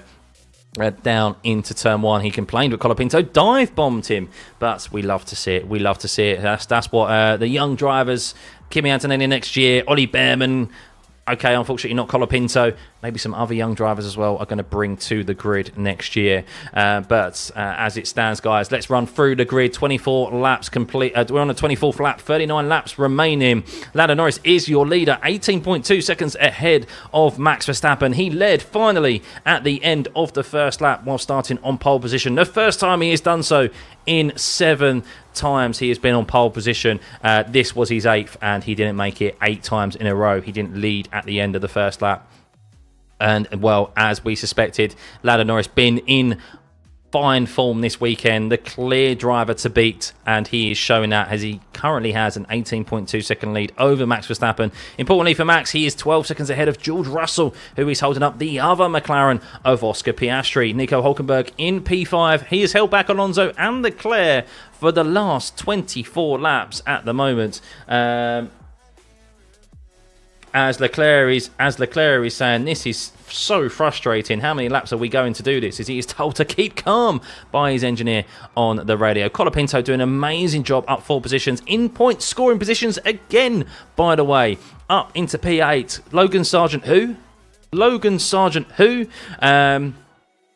Charles Perez in P9, falling back, staying 3.4 seconds back from Colapinto. Tsunoda in P10, down 2 positions, no doubt. Going to get caught from Lewis Hamilton on a fresher set of hard compound tyres soon. Esteban Ocon in 12th, Magnussen in 13th, Gasly 14th, Sainz in 15th, who lost a few positions at the start. Not been a good weekend from him. Stroll 16th, Zhou 17th, Bottas 18th, Ricciardo 19th, and Albon the only retiree from this race. Sorry, comment in regards to Hannah. You said I looked at the move and it is not a dive bomb. It was a beautiful overtake. Yep, no doubt it was. But I'm intrigued to see it back. But yeah, I don't think Albon has retired. I mean, maybe he picked up a bit of damage from another car. I didn't see any physical damage on his car, so maybe it's something internal, or maybe it's just them realising, yeah, we're not going to win anything. We're not going to gain anything from here now on. We might as well try and save the engine, make an excuse, but we need to retire the car. Chop, thank you, buddy. Much appreciated. Thank you guys for enjoying this stream and this commentary. If you're enjoying this stream and liking it, why don't you hit the like button? We're still at 617 likes as it stands. If you can get this to over 1,000 likes, it really does help the stream and build this great community we've got here. And hit the subscribe button as well. Why not? Still keep the F1 content coming throughout the off season and whenever we have breaks, and of course my own sim racing exploits as well. So if we could hit 31,000 subs today, that'd be amazing, absolutely amazing. But thank you for tuning back in as always good to see consistent numbers that we are achieving every single race weekend. So much appreciated, guys. 38 laps remaining, guys. 38 laps remaining. What are we going to see here? F1 has been very rarely boring this year. Are we going to see a boring race, or is it going to be boring for the rest of it? I don't think so. I do think we are still going to see a safety car. I think we're going to see something. We are starting to see drivers become frustrated out there.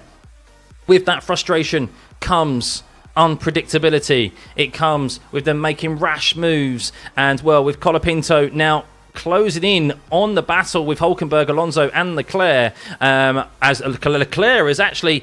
Finally, Alonso has lost the DRS to Nico Hülkenberg. So will Leclerc have an opportunity on the Aston Martin driver? Are we going to see an on-track overtake here as Hamilton's close to Tsunoda as well? He's in the tow. He's got DRS open. How hard will Alonso defend this? As Charles Leclerc, he's been bearing his frustrations and has finally, after 26 laps, finally got past the Aston Martin of Fernando Alonso. The first lap, he has lost the DRS of Hülkenberg. Leclerc gets past him. He dives into the pits anyway, so clearly he has lost the edge on those tyres. And here we go, guys. Pit stops are about to happen. We are reaching that pit stop window with 37 laps remaining. The medium runners are starting to come into the pits. How will Charles Leclerc? He'll no doubt go onto the attack now and want to get past Nico Hülkenberg. He's done a great job of holding off Alonso for so long.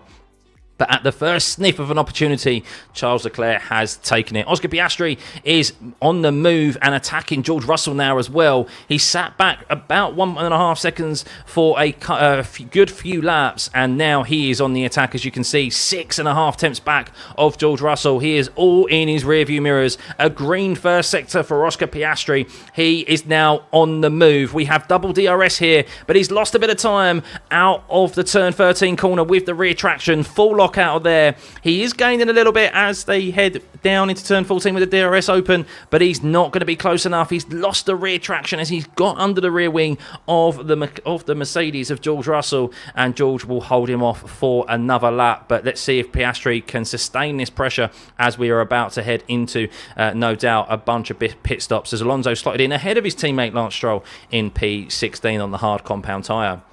Let's see if anyone responds to Fernando Alonso. Will Charles Leclerc respond to Fernando Alonso, or will he just continue to go on? Will he attack Nico Hülkenberg? That gap already down to 1.2 seconds. He's nearly within the DRS of the Haas driver. Piastri just now he's closed up the gap on Russell. Just does not have the rear traction with 26 laps done on these medium compound tyres to get past George. He's done quite well actually to stay close as he has out of turn 5, but he won't be close enough through turn 7, and really it's almost a detriment to be this close through this next sector, because there isn't really an overtaking opportunity.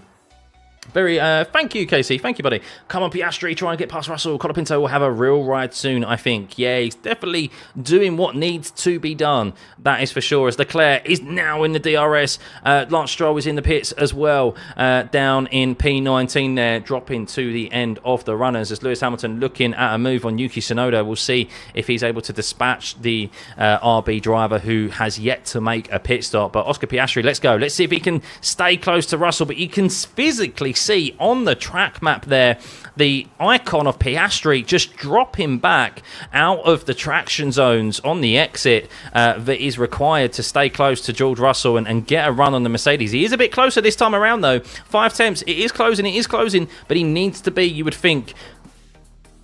As Max Verstappen reporting, the rear tyres are quite bad now.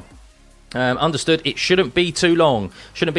As Norris update, 23 seconds as George Russell makes a pit stop. He releases Oscar Piastri, and well, this is going to be interesting. What do they do with Oscar Piastri? Is he going to go long? Of course, we know it's tricky to overtake here. No doubt they've got to try something different and do an offset of George Russell. We know that the undercut is powerful here, and George Russell has managed to get into the pits first. But how quick can Piastri now go on those medium compound tyres now he has been released? Last time around, Max Verstappen did a 38.9. Can Piastri lap as quick as his teammate? He's been slightly off the pace all weekend of his teammate. But of course, when it comes to a race, it's very, very different. So let's see. But Lando Norris is absolutely supreme today. He's already built up a free pit stop over Max Verstappen. As we said, Max Verstappen-esque performance here this weekend from Lando Norris. And so often we've seen Max build a free pit stop gap to him and the drivers behind.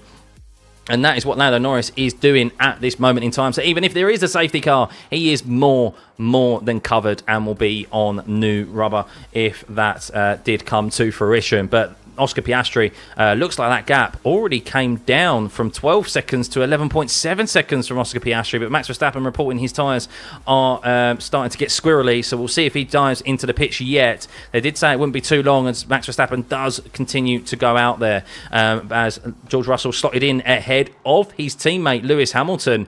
So interesting there, starting on the soft compound tyre. Lewis Hamilton, that strategy hasn't worked. I wonder if Lewis wasn't too happy about that starting on the soft compound tyre.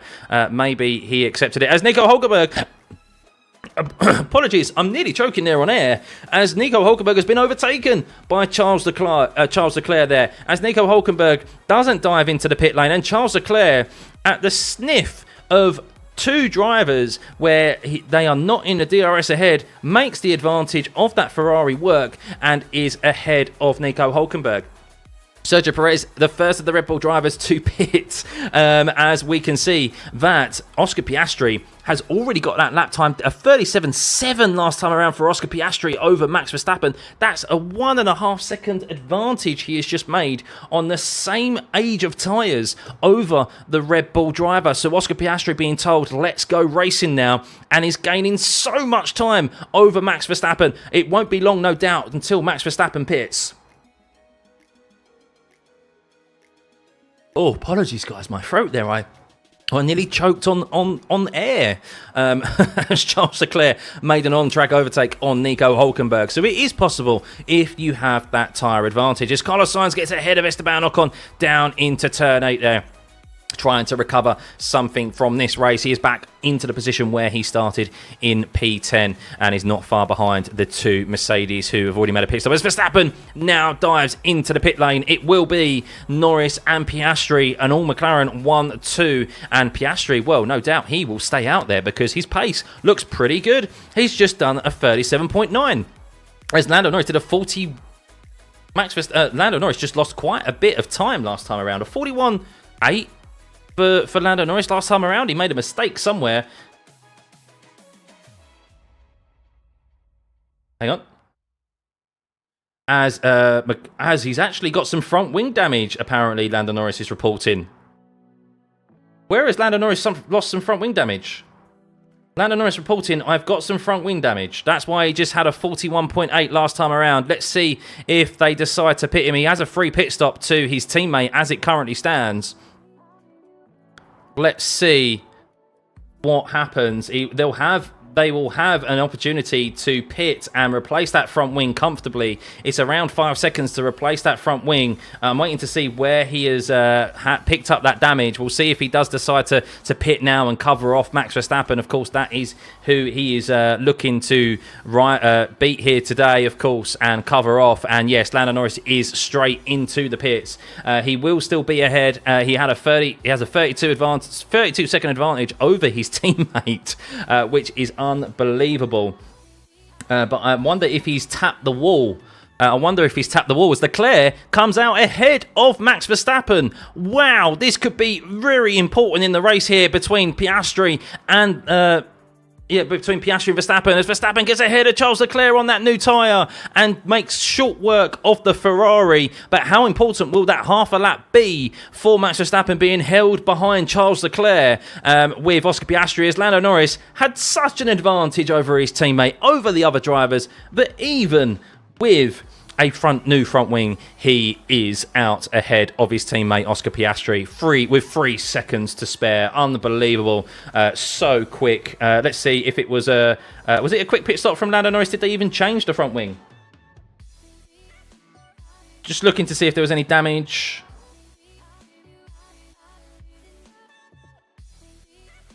And there was no change to the front wing. So they're not seeing any damage. Lando Norris reported he had some damage. Maybe it's because he clipped the wall, but his front wing looks absolutely intact. So yes, free pit stop for Lando Norris. This is his to lose now, as Max Verstappen does the fastest first sector out of anyone, but it's still only 3 tenths faster than Oscar Piastri, who is on 30-lap mediums. So very important for that now. So Oscar Piastri is... remember, he is 18 seconds, so he'd come out 10 seconds behind Max Verstappen, as Colapinto's now made his pit stop as well and is out ahead of Pierre Gasly, but he has lost a position to Sergio Perez. And no, he's lost that position back to Pierre Gasly. Oh no, this is not good for Colapinto, as Perez has got the undercut done on the young Argentinian, and Colapinto has lost a position to Pierre Gasly there as well, who is on the medium compound tyre. Go on, Colapinto, you can get past Gasly down into turn 7. You need to get it done on the brakes if you want to get back at Sergio Perez and score points today. And he has done. He has done. And, well, we're going to see a good fight between Sergio Perez and Colapinto, no doubt, as roles have reversed. Nico Hülkenberg is out ahead of Sergio Perez. We'll see if he's able to hold on to that position from Sergio Perez and a charging Colapinto, just like he did Fernando Alonso and Charles Leclerc. But Max Verstappen there, a 36.6.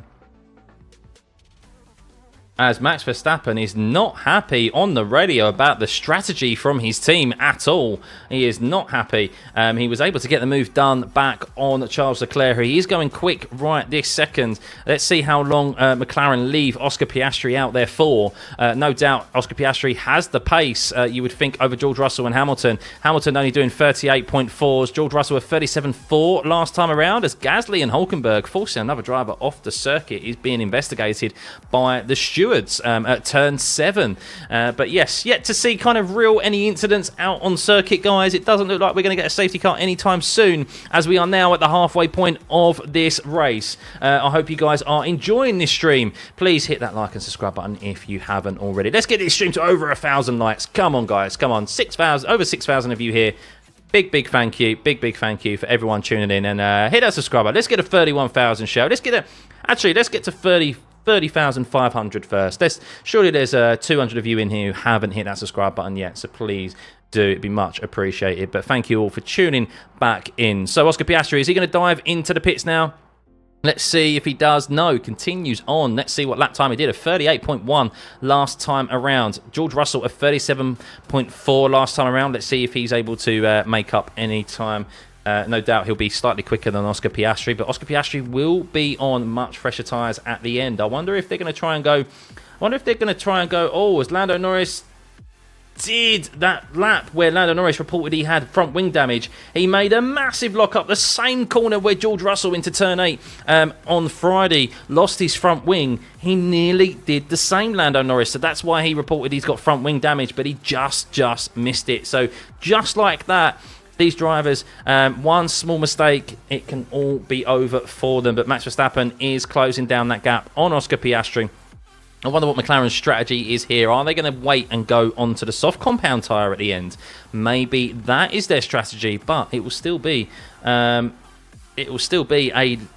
long way for him to make up, even in that McLaren, to then get to Verstappen and overtake him. So we'll see if that is their strategy, as Piastri is starting to lose ground to Norris, understandably, on 32 lap mediums, and to Verstappen, as that gap 15.5 seconds is closing. George Russell catching Charles Leclerc as well, 1.3 seconds behind Charles Leclerc. Maybe they're just waiting for a potential safety car. As Perez goes fastest in the first sector as he's on the back of Nico Hülkenberg. Colapinto not able to close in on them just as of yet.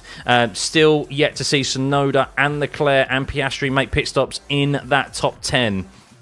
Pierre Gasly still yet to make a pit stop. Zhou and Bottas as well yet to make pit stops. Stroll at the bottom of the grid there. Last of the runners, as Albon has retired from this race.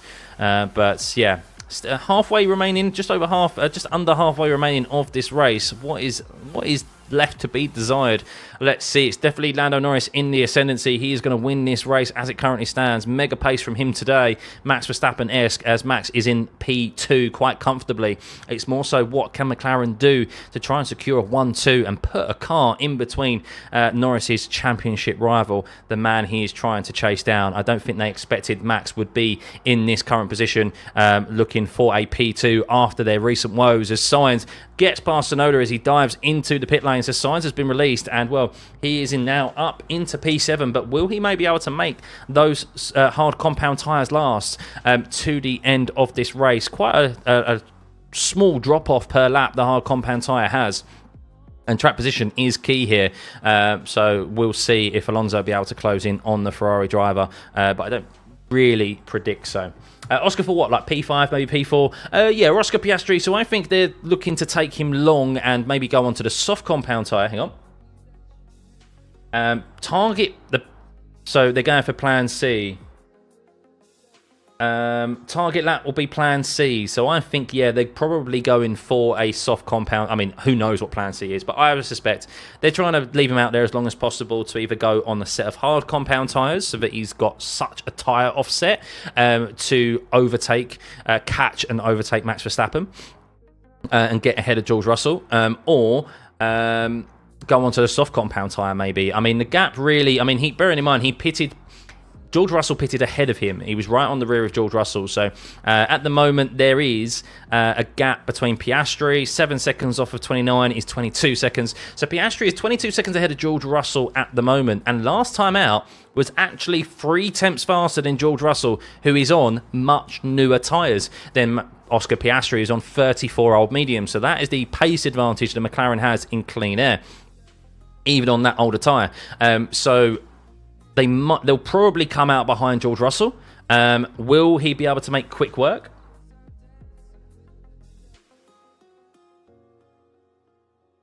As Piastri is told, we're tempted to stay out. That would mean you'd have to overtake Hamilton. Would that be a good idea? And Piastri went, I don't think that's a good idea. Because overtaking is so difficult here, even with a massive tyre advantage. And I have to agree with Oscar Piastri. So is this Oscar Piastri going against the advice of his team again? But Oscar Piastri, he took the race into his own hands last time out at Baku, and it worked for him there. So let's see what the decision is for Oscar Piastri this time around. How many DRS's performance like blown diffuser? No, not so much here. But a safety car right now will do wonders for Oscar Piastri, so maybe that's what they're hoping for, and that would definitely bring Oscar Piastri into P2. Same question, did McLaren change their rear wing? So they don't have the same rear wing as the one that So they don't have the same rear wing that they were running in Baku. So they won't have the same experience, I think, under the loads they get at Singapore. It's only really at higher speed circuits where you're going to get that experience of the mini DRS. So it'd be Circuit of the Americas, Vegas. That is where it would really come into effect. This time around, of course, they're going to have a bit more of a more higher downforce rear wing, because that's what's required at Singapore. And that's not where they would experience the mini DRS. This is just pure car performance from the McLaren, really. Just showing how much better they are than the rest of the field as it currently stands.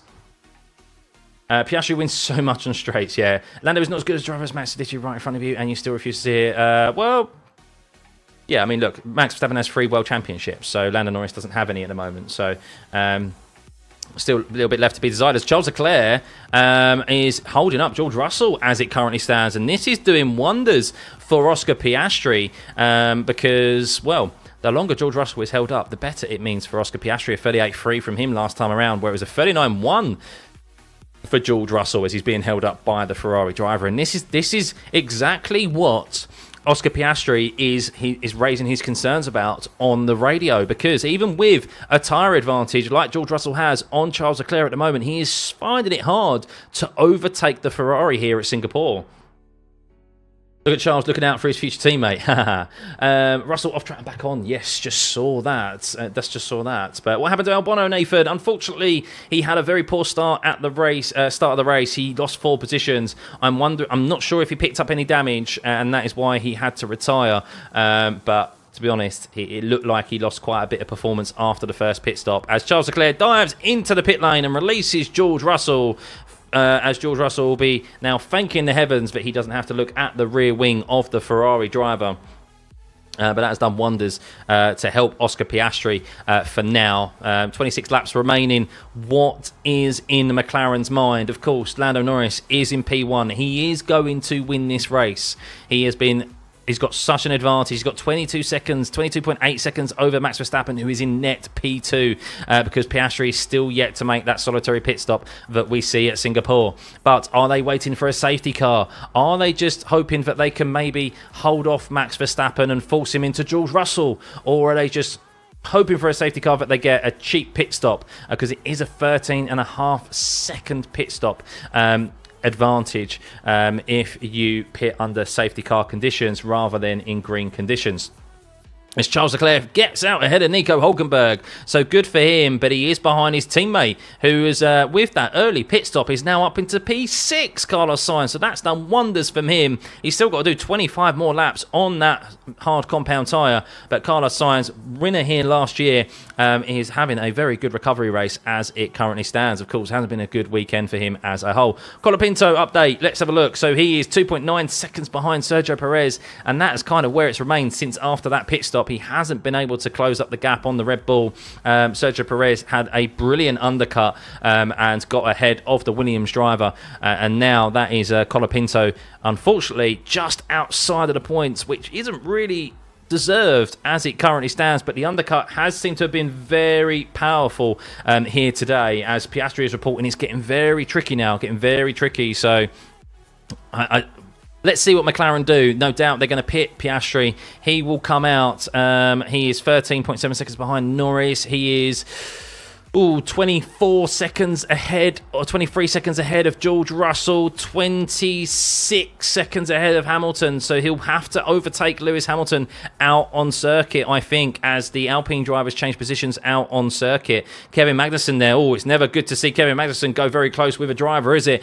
Could it bring out a safety car? You always wonder whenever Kevin Magnussen goes wheel to wheel, as he's trying to overtake the Alpine driver of Pierre Gasly, who's yet to make a pit stop, and he does it comfortably without incident.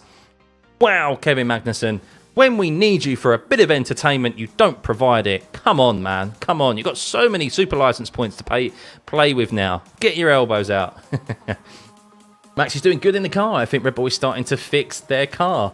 I don't think they're starting to fix their car. I mean, they're 23.5 seconds behind Lando Norris. But as Piastri dives into the pit lane, he has held out for as long as he could. 37 laps or 36 laps completed on the medium compound tyre.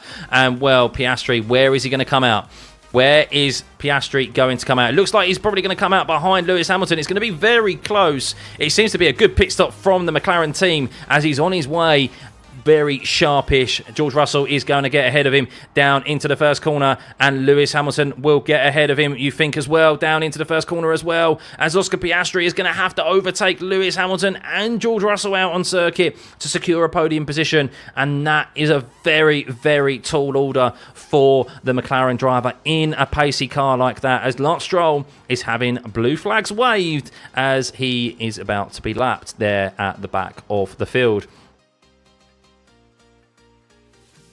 Poor Piastri, yeah, I mean, look, at the end of the day, Piastri, I mean, he's had a bit of a poor weekend and he now finds himself back in the position that he started in, but he does have 21 lap fresher tyres than Lewis Hamilton. This is the type of tyre delta you need around a circuit like Singapore to take to make an overtake. So if he can, he should have the extra rear grip out of the corners, out of the slower corners like turn 13, turn 14, turn 5, to utilise DRS and overtake Lewis Hamilton. But it doesn't last for very long. This is the thing. He only has an 11 lap tyre advantage over George Russell as well. So let's keep an eye on that interval with Oscar Piastri on Lewis Hamilton. How much has Lewis Hamilton been able to look after those tyres as he started on the soft compound tyre and pitted considerably earlier than everyone else in the field? Only Carlos Sainz pitted sooner than Lewis Hamilton out of the top 4 teams, as Oscar is staying very close there, as you would expect, only on his outlap on this hard compound tyre. The true overtaking opportunity you would suspect will be down into turn 7. So let's see if Piastri can make that move stick. He'll probably have good traction out of turn 3 as well, out of turn 5. Here we go, guys. Let's keep an eye on that interval. It's just under 6 tenths. No doubt it'll Look at that. He actually gained time out of turn 3 on Lewis Hamilton, of course, who has that lack of tyre advantage. And here we go. DRS open. He's 4 tenths back from the Mercedes driver. Is this going to be an easy pass for Oscar Piastri on Lewis Hamilton down into turn 7? No doubt Hamilton will go defensive. He'll make him go around the long way. And Oscar Piastri, does he make it stick? Does he hold on to the position? He does indeed. With the fastest first sector we have seen from anyone in this race thus far. A 28.26 from Oscar Piastri.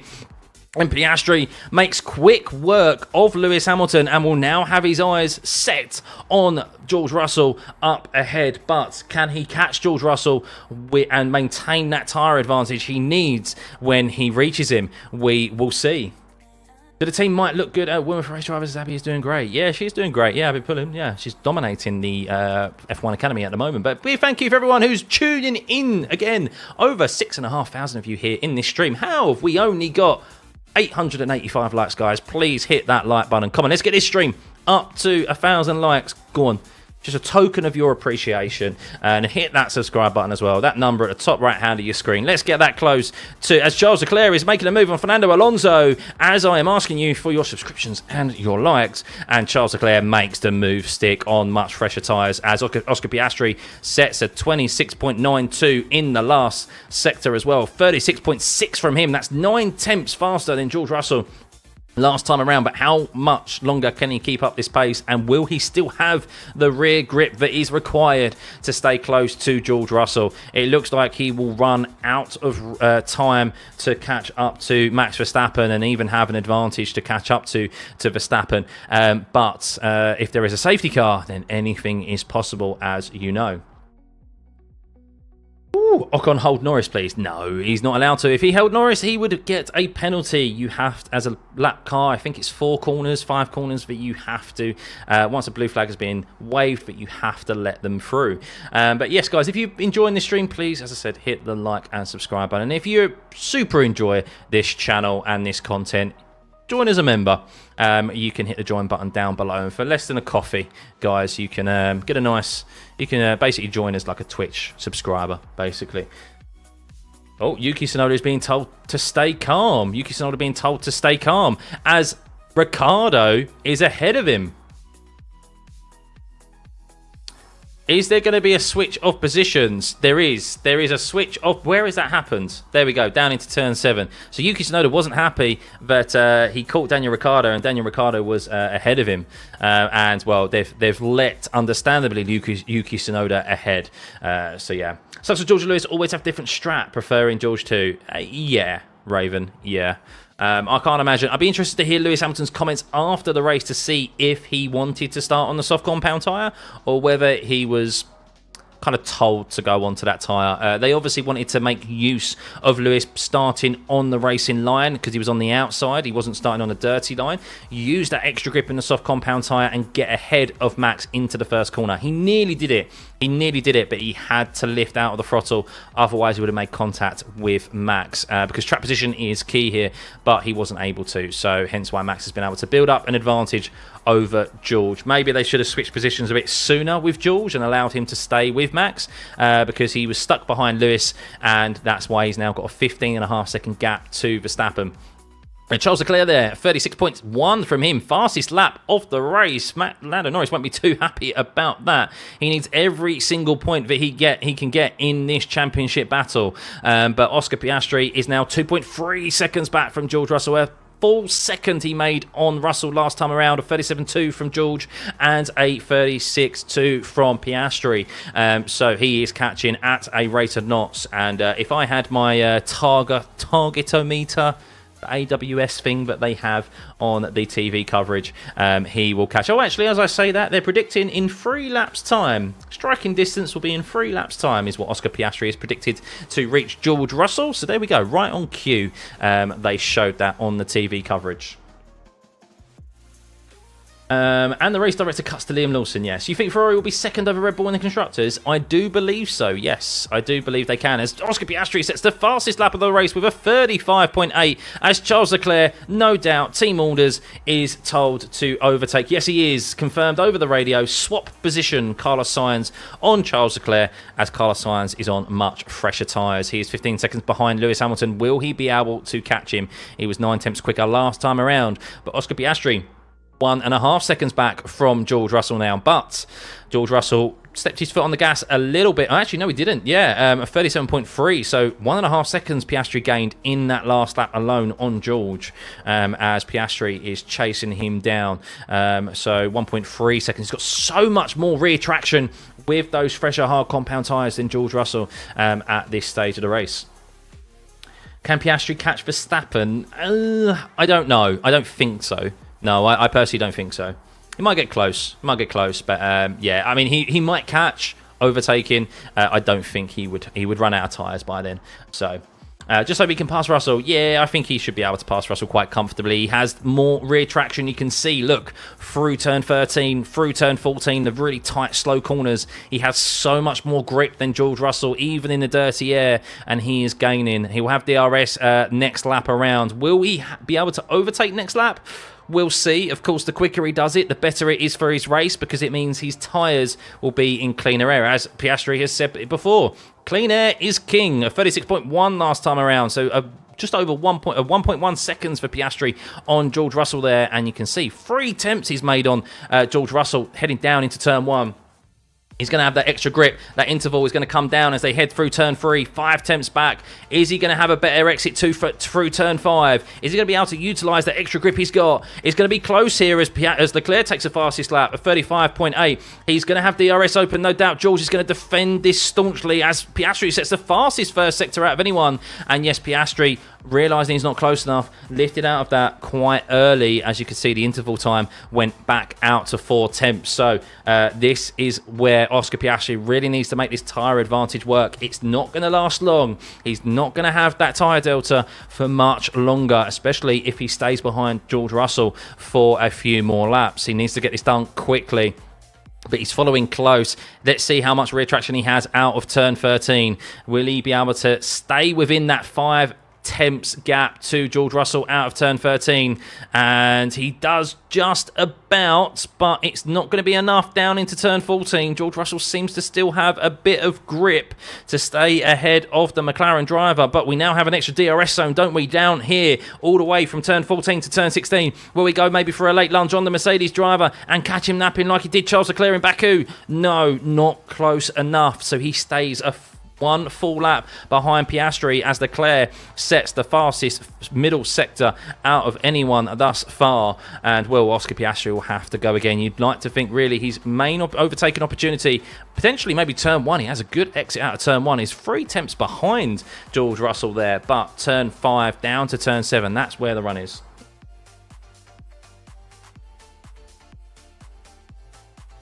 And they're talking George Russell could be interacting with Charles Leclerc at the end of the race. Very intriguing. But here we go.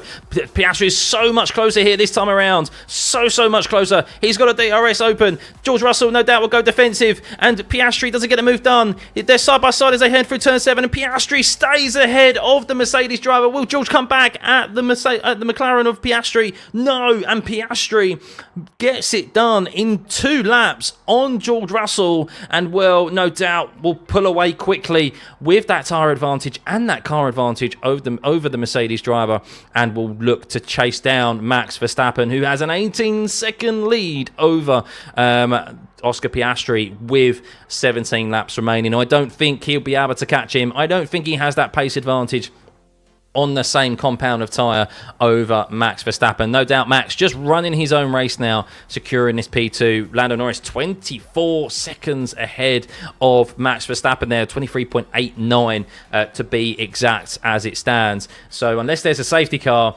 it is pretty much secure that this will be the 1, 2, 3, and there will be no change of position.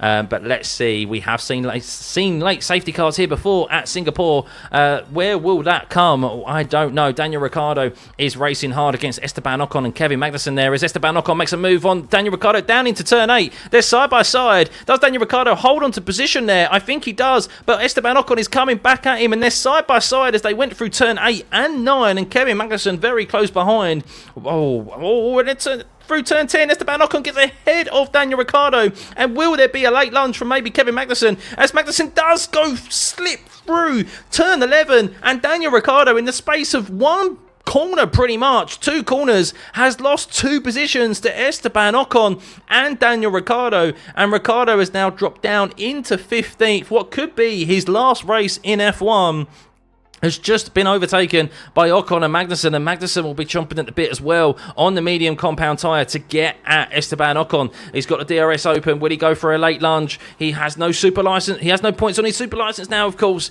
and no, he hasn't got enough to overtake the Alpine driver for 13th place. Ooh, penalty for Ocon. Penalty for Ocon. No. All good. 16 laps remaining, guys. Let's have a run through the grid.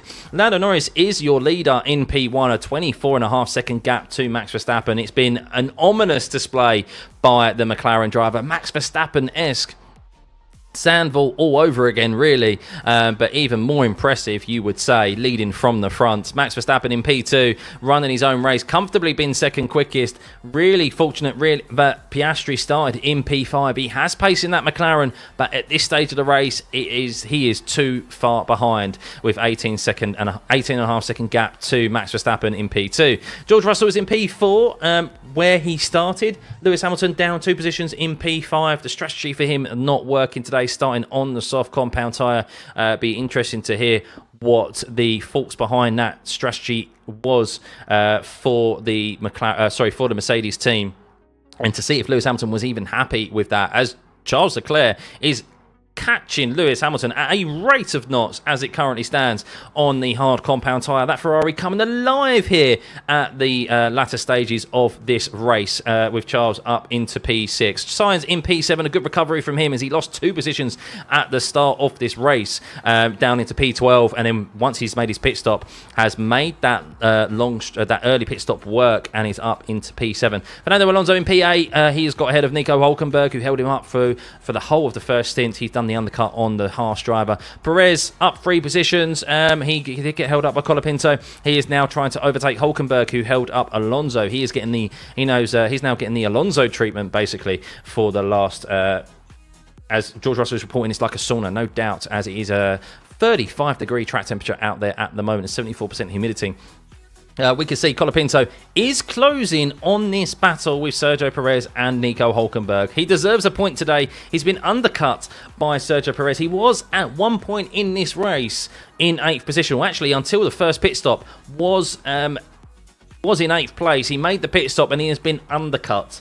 So unfortunately for Colapinto, he is now going to have to get this done out on track and maybe take advantage of Perez fighting Nico Hulkenberg. As it looked very close for Lando Norris, and then he hit the wall again. Let's have an update down further below. Daniel Ricciardo has made another pit stop and he's now onto the soft compound tyre now. So yes, okay, RB.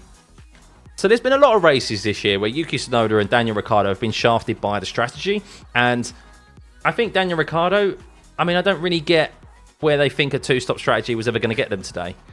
It just baffles me. Called it earlier on. Doesn't make sense. Lando Norris, is he going for fastest lap?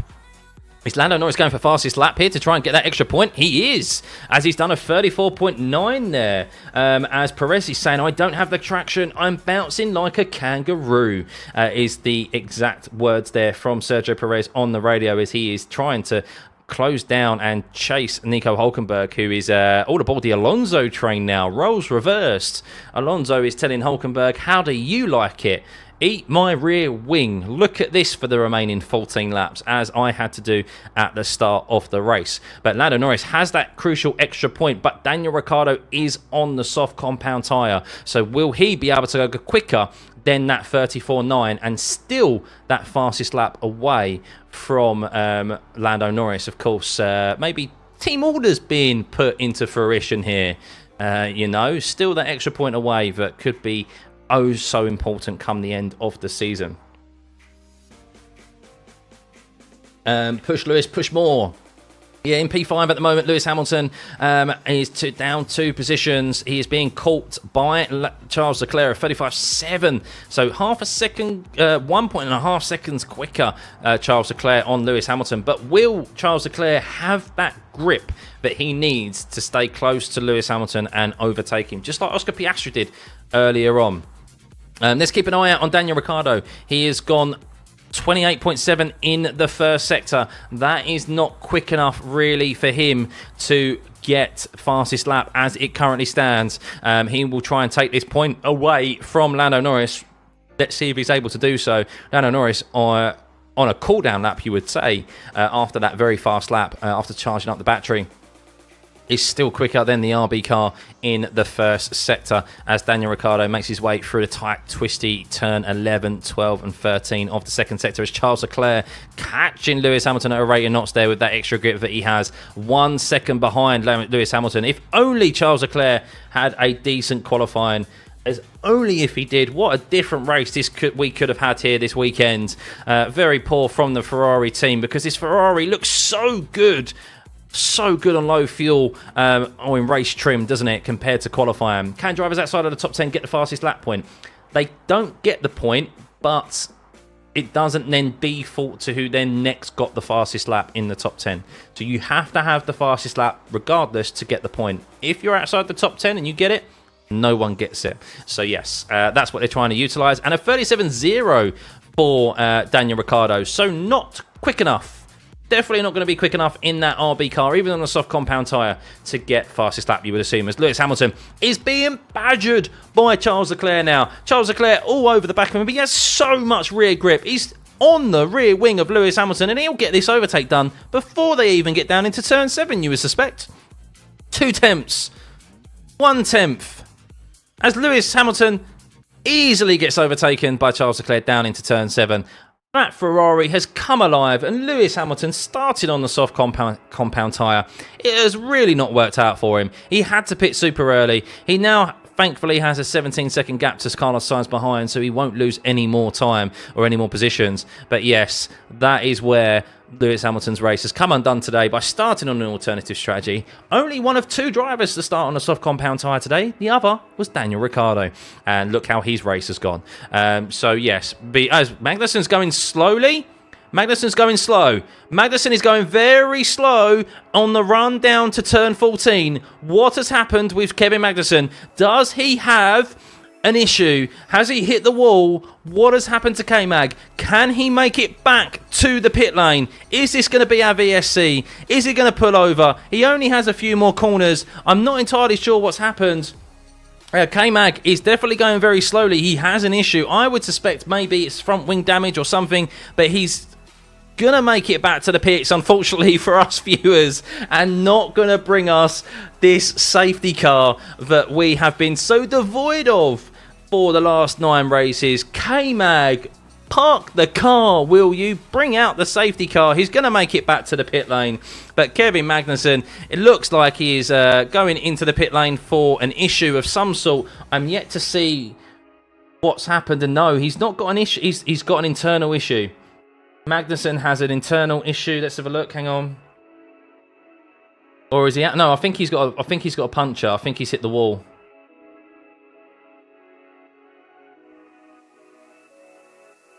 I think he slightly clipped the wall.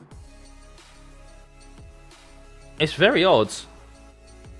Hang on, he's gone through turn 5. Oh yes. So Kevin Magnussen hit the wall with his left rear tyre through turn 5. The corner Lando Norris is going through right now and got a puncture. So yeah, no safety car, guys. No safety car. No safety car. Lando can still win the championship if Verstappen finishes 2 or 3 positions behind him. Yes, so if Lando Norris needs an average of 8. Lando Norris needs 8 points average per race between now and the end of the season. And that is basically him finishing in P1 with the fastest lap, which he currently has over Max Verstappen. 25 points for finishing first and an extra point for fastest lap. P2 gets 18 points, so that is why Max Verstappen will lose that 8 points. Oscar Piastri is importantly within that pit stop window of Max Verstappen, so Max cannot pit in for fresh new tyres and go for that fastest lap. He has to stay out there, and I don't think that Red Bull has the pace on its current tyres to even go for that lap. Maybe it will. We'll see. We will see. But Sergio Perez is on the back of Nico Hülkenberg still. Fernando Alonso has been able to pull away now from Nico Hülkenberg in P9. So Colapinto still not really able to close up on Perez. The last time I looked at him, which was about 5 laps ago, he was still 1.9 seconds behind Sergio. He's just not able to close in. As Russell reporting, I have understeer and oversteer. Give me all the steer. So George Russell, bless him. So he is being chased down by Charles Leclerc. 6 seconds gap between Leclerc and Russell, and Leclerc is catching at about a second per lap at the moment, a 36.4 last time around and a 37.5 for George Russell. There is 9 lap difference in regards to usage on George Russell's car to Charles Leclerc. He has younger tyres, so that is where Charles Leclerc's pace has come from. And of course, on lower fuel as well, he is not eating into his tyres as much as what George Russell did in the earlier stages of this race when he pitted. Oscar Piastri, that gap to Max Verstappen, staying at around 18 seconds. He knows he hasn't got the pace to catch Max Verstappen. It's a bit of a wasted calls. He's having to navigate his way through some lap traffic, and it's just about managing this race to the end and potentially looking after these tyres for a potential restart. You still never know if there will be a safety car. As George Russell says, just kiss the wall, thinking all fine, rear right. As George Russell on the limit as he's starting to push, as he knows he's being chased down by the Ferrari of Leclerc. That's really where it's going to be closest or interesting at the moment. Sergio Perez coming unstuck behind the pacey Nico Hülkenberg, covering P9. Sergio Perez looking for the last points position there, importantly for Red Bull in this championship. Constructors And maybe they want to lose that constructor's position P2 because we'll get more wind tunnel time. As Kevin Magnussen, oh no, for Lando Norris. Kevin Magnussen gone fastest in the middle sector out of anyone. Is Kevin Magnussen going to steal away the fastest lap here from Lando Norris? He's done a 28.2 in the first sector. Let's see. This will really put a spanner in the works for Lando Norris, that all-important extra point that he needs. And Kevin Magnussen steals the fastest lap from Lando Norris. Oh my goodness. The audacity of Kevin Magnussen to get the fastest lap there. Oh, it's been deleted. Track limits at turn 2. He will not gain the fastest lap. That still belongs to Lando Norris. Kevin Magnussen, track limits at turn 2. He will not have that fastest lap, I believe, because that has been deleted. So Kevin Magnussen instantly gets the fastest lap and it's taken straight back away from him. So, yeah. It says purple. It technically was purple, but it won't stand, and that will default back to Lando Norris, who has that fastest lap, I believe. You can't give a fastest lap to someone who's gone off track. So, yeah. Funny. Yep.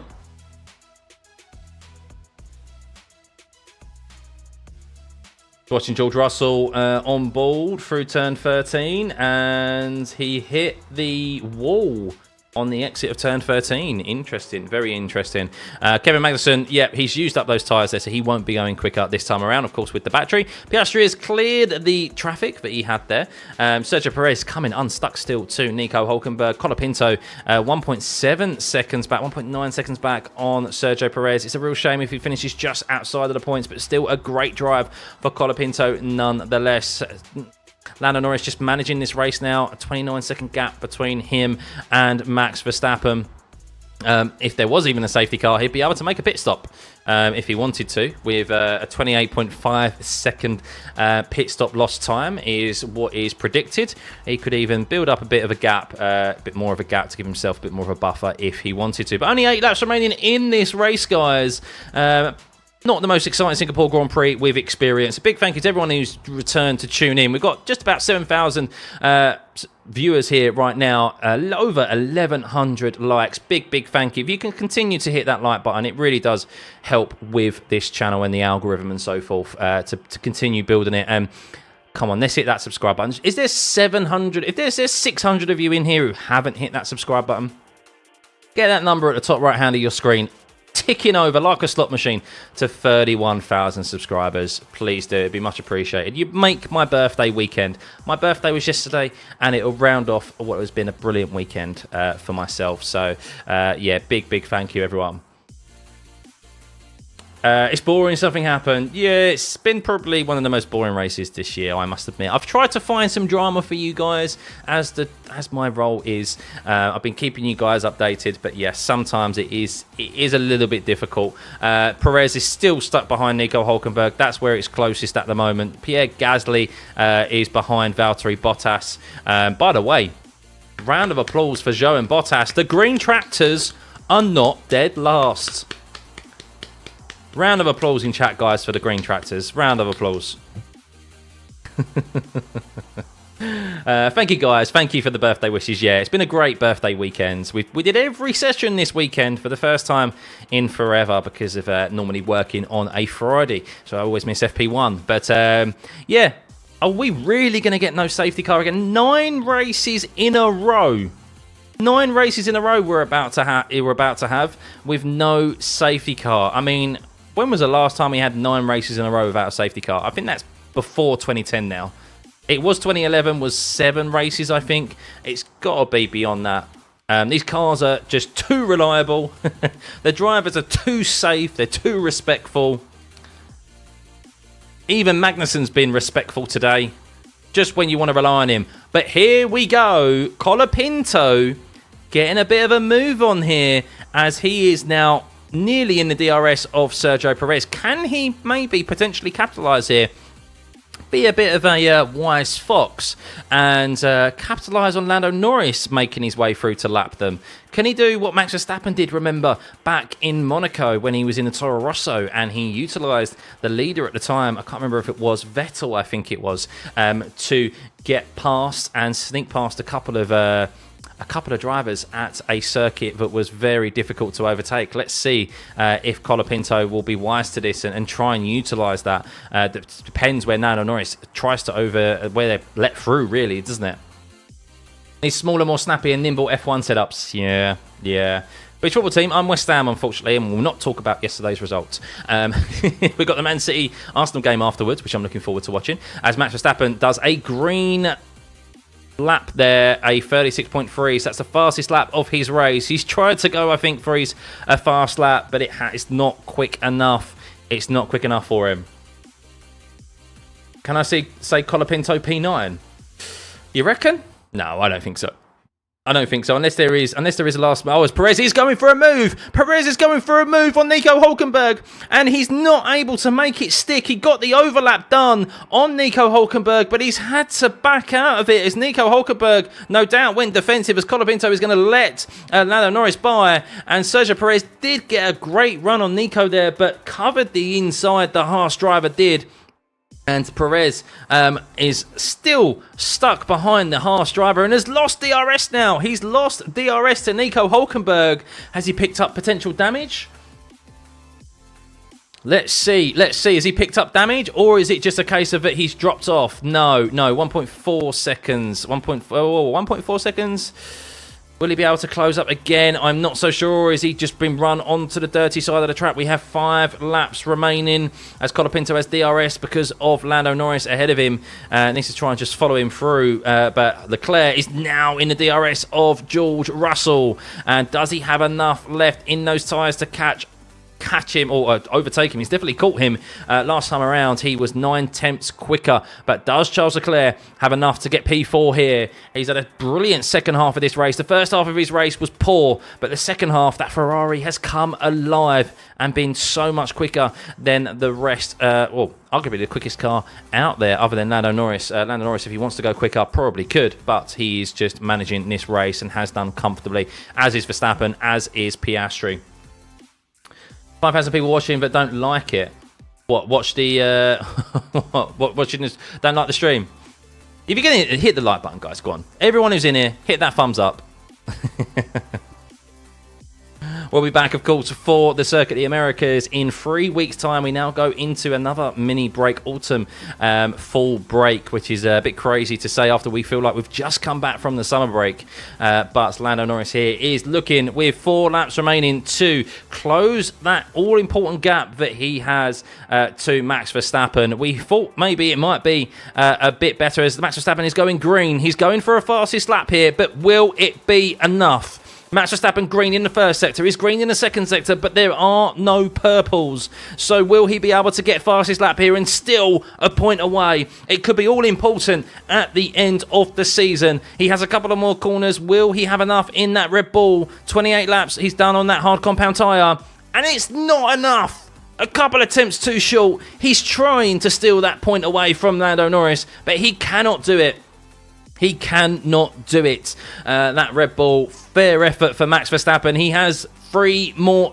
Well, he probably has 1 more opportunity at it as he'll try and, no doubt, recharge his battery. He'll have a bit more lower fuel at the end, but Lando Norris won't have an opportunity of doing it as he's catching Sergio Perez and Nico Hülkenberg. But fair effort for Max Verstappen to try and get that close. He's gone green again in the first sector, Max Verstappen. So he's going for a couple of laps in a row to get fastest lap here. I think it was a 35.9, wasn't it? 35.9 was the fastest lap set by Lando Norris. Of course, Kevin Magnussen did set a 35.7, but that was removed because of track limits violations, so it still belongs to Lando Norris. So let's see if Max goes green or purple in the middle sector. Finally, Sonoda finally is announced, Stuffeyy. I know, well done. He's in P12, put onto a soft compound tyre. I'm not entirely sure what that strategy is. I'm still baffled by the strategy calls by RB. Ricciardo's was a terrible strategy. He's done 2-stop race. 2-stop race is never viable here. And soft tyre for Yuki Tsunoda. Not entirely sure what that decision is either, to be honest with you. Green in the second sector, so it is an improvement here for Max Verstappen. Does he have another bite at the pie of the cherry? Sorry, my sayings are terrible. Here we go, Max Verstappen, one last corner. Can he still pull fastest lap? Oh, he's a 35.967. Is that quicker? Is that quick? It's technically not purple because the data still shows it's Kevin Magnussen's, but that was track limits violation. It was deleted. Was that faster than Lando Norris's? I can't remember. It's not quicker, Levy. Is it not quicker? Oh, he's trying though. He's trying. Does he have his 3 laps remaining? He's got the gap in front of him to have a go. I can't imagine he has much battery usage left after 2 bites of the cherry there, or 2 bites of the pie, whatever it is. 30. Oh, Lando did a 34.9. Oh, was it a 34.9 Lando did? Was it? Oh, 4 second quicker. What am I even trying? I'm trying to. I thought it was okay. 34.9. Oh, you just put me in my place, chat. Thank you. Mark, thank you. Mark Cousins, thank you for joining the pit crew, buddy. Much appreciated. If you get it, the like and subscribe button, guys, one more time. As I said, I know I keep asking. I know it may sound annoying, but if you don't ask, you don't get. Please hit that subscribe button. Let's get this straight. Let's get this to 31,000 subscribers, can we? Surely there's just over 500 of you in here who haven't hit the subscribe button. There's 7,000 of you here in the stream. Thank you for tuning in, as always. As we said, we'll be doing a Q&A.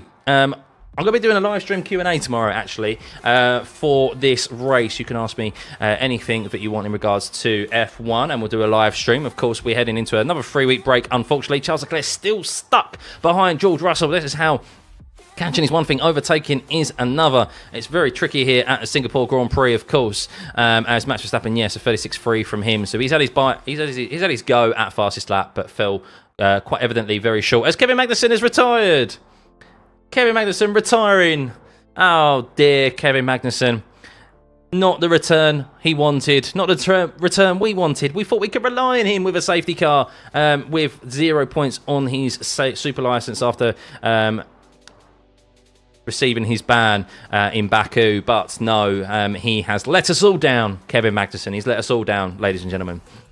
But with 2 laps remaining, it is Lando Norris in P1, Max Verstappen in P2, Oscar Piastri up 2 positions in P3, George Russell in P4, holding off Charles Leclerc, but Charles Leclerc is really trying to have a go at the Mercedes of George Russell. Will we be able to hold him off? We will see. Hamilton in P6, starting on a soft compound tyre. It's not been good for him, actually. Let's just stay with Charles Leclerc and George Russell, that battle at the moment, and it does seem Charles Leclerc just is losing that extra amount of grip that is required to overtake George Russell out of the slow traction corners. We'll have to wait until turn 13, 14, well, from turn 13 for him to have another opportunity.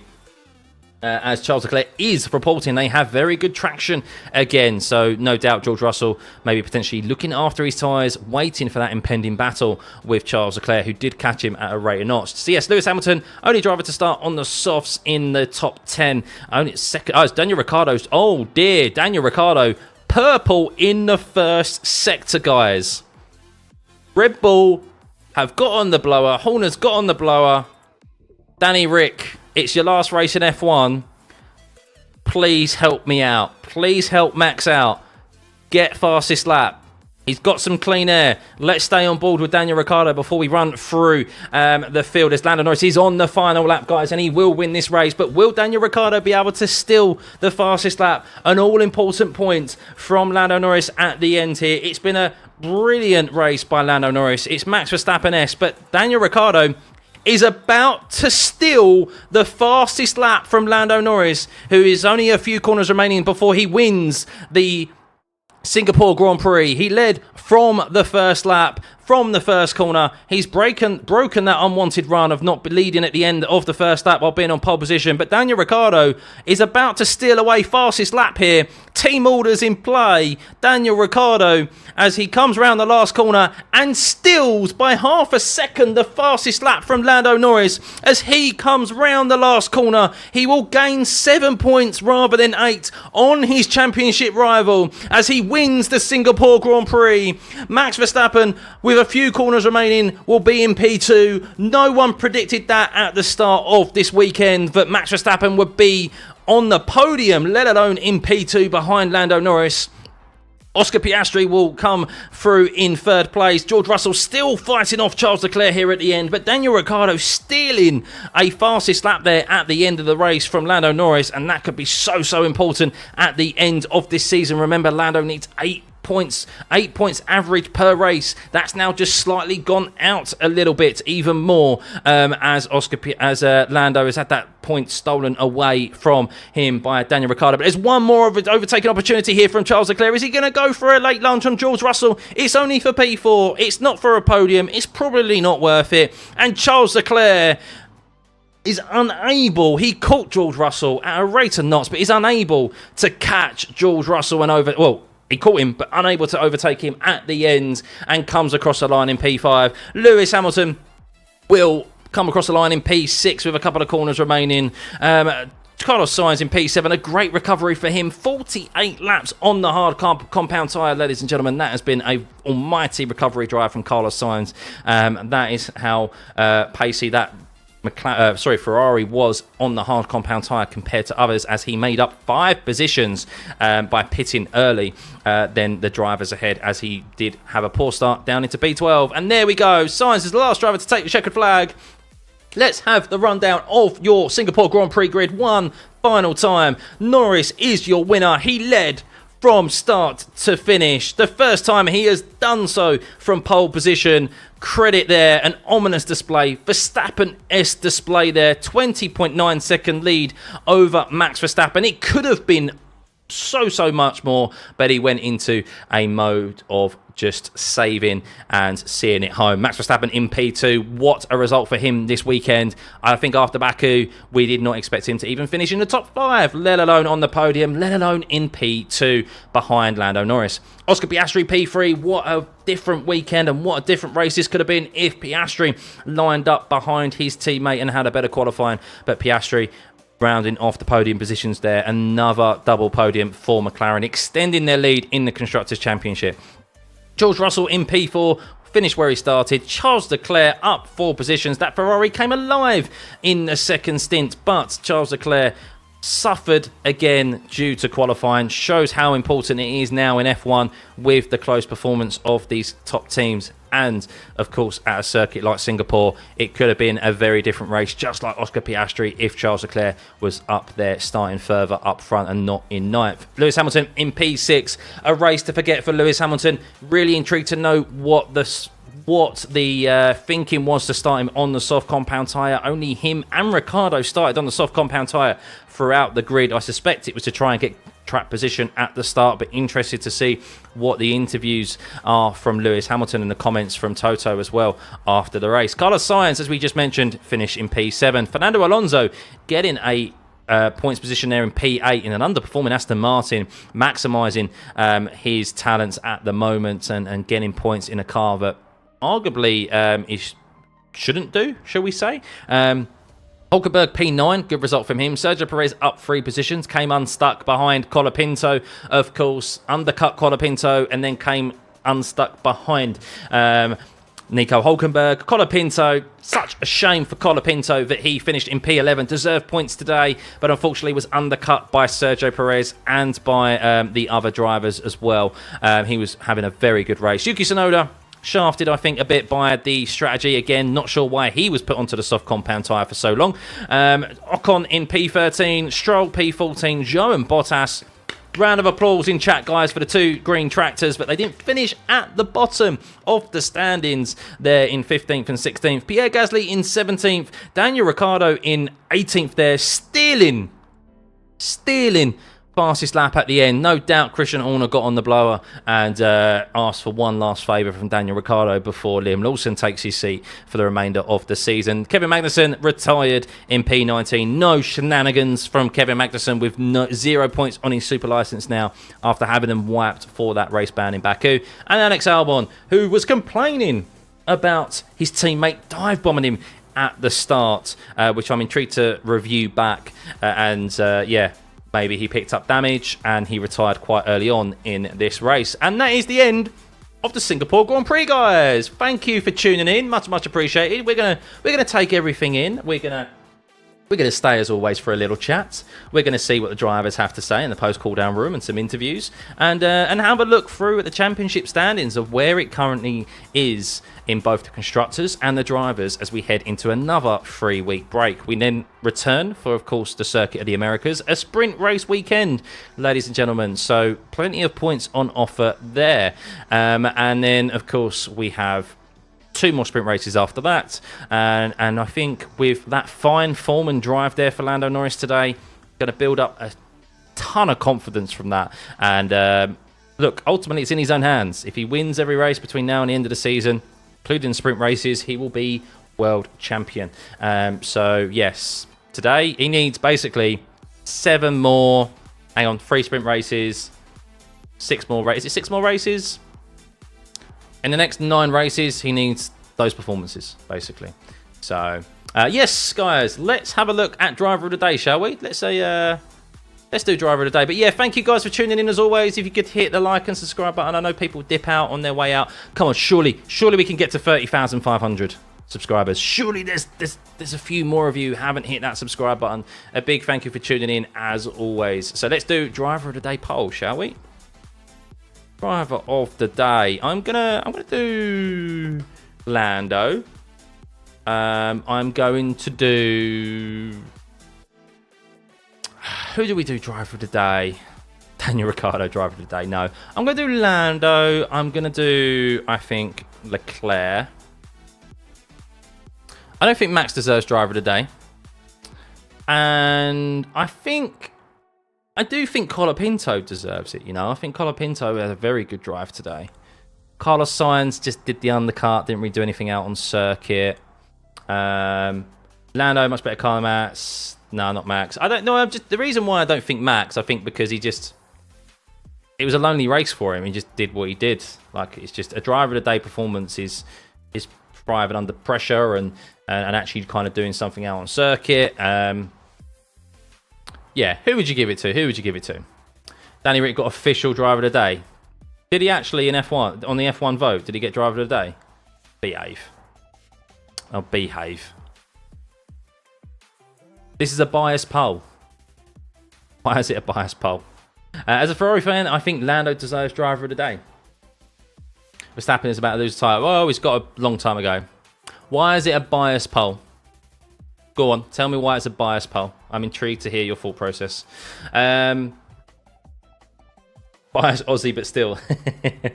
Verstappen, driver of the day? No. Not in my humble opinion. Harsh just checks and it's true. Vic was voted driver of the day. Farewell. Okay, fair enough. You ate your homework. Is Max going to lose the championship? Look, it's still a very tall order. He still has still over 50 points advantage. I think it will go to 52 points ahead of Lando Norris. I mean, job well done for Max Verstappen this weekend. Didn't have a car to win the race, but finished comfortably P2. Fortunate, really, that Piastri started in P5. Fortunate that Leclerc started in P9, because I think they would have given him a lot more of a trickier afternoon or evening than what he experienced. So, what are the votes at the moment? 55% Lando, Charles Leclerc 21%, Colapinto 24%. Is Colapinto 2 L's or is it 1 L? Because I would like to get his name correctly. It is Colapinto, yeah, not O as the F1 official F1 broadcast and stuff still seems to keep spelling it as. What does Lando need to win the World Drivers' Championship? Well, I'll have a look in a second to see what the drivers' standings are. It takes a little while for them to update. F1 drivers' standing. So I think his average still remains the same. I could be wrong. I'm just looking now. So it was 313. So 313 adds 18 is 331. Take away 25 points. 254 will be 279. 52 points. So 52 points. That's excluding the sprint races, divided by 6 races remaining, which is, I think, what we have remaining now after the summer break. I think it is. Let's just double check, make sure I'm not incorrect. 1, 2, 3, 4, 5, 6. So we're not going to include the sprint races yet. Divide by 6. His average required points for the remainder of the season, for the remaining races, has slightly gone up. It was 8.4 average points is what he needed before today's race. It's now gone up 0.2 to 8.6 because Daniel Ricciardo stole the fastest lap away there right at the end. So if that was 51 point difference, let's say there was a 51 point difference, that would come down to 8.5. So because Max has finished in P2, he's really limited it there. But of course, we have 3 sprint races remaining as well. So there's also that to take into consideration where he can score points over Max. Of course, it's 10 points for P1 and it's a single point difference position. There's not a big gap between positions. So Max did unbelievably well. Yeah, I know. I don't disagree. It was a good drive from Max. It wasn't driver of the day drive from Max, but it was good. I mean, no one expected him to end up where he did, really. And yeah, Lando just did what he needed to do. I think it was a very calm, collected drive by Lando. Let's have a look at the poll. Lando's 58% driver of the day. Charles Leclerc 20%. Colapinto 22%. Because it's quite tricky to pick driver of the day because it was a boring race. Let's be honest with you guys, wasn't it? Let's end the poll. I'm going to do this instead. So overwhelmingly, it's Lando Norris driver of the day. I think I'd have to give it to Lando as well, just because of the pressure he was under. No one did anything really spectacular, as I said. But I'm intrigued to see.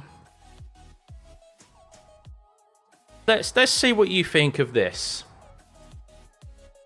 I'm intrigued to hear your thoughts on this. Can I do this? I can. I think I can do this, can't I? Yeah.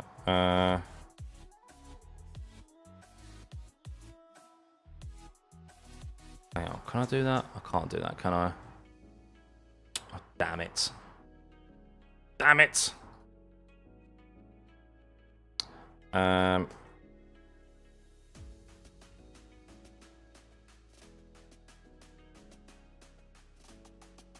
I'm going to do that and then do... I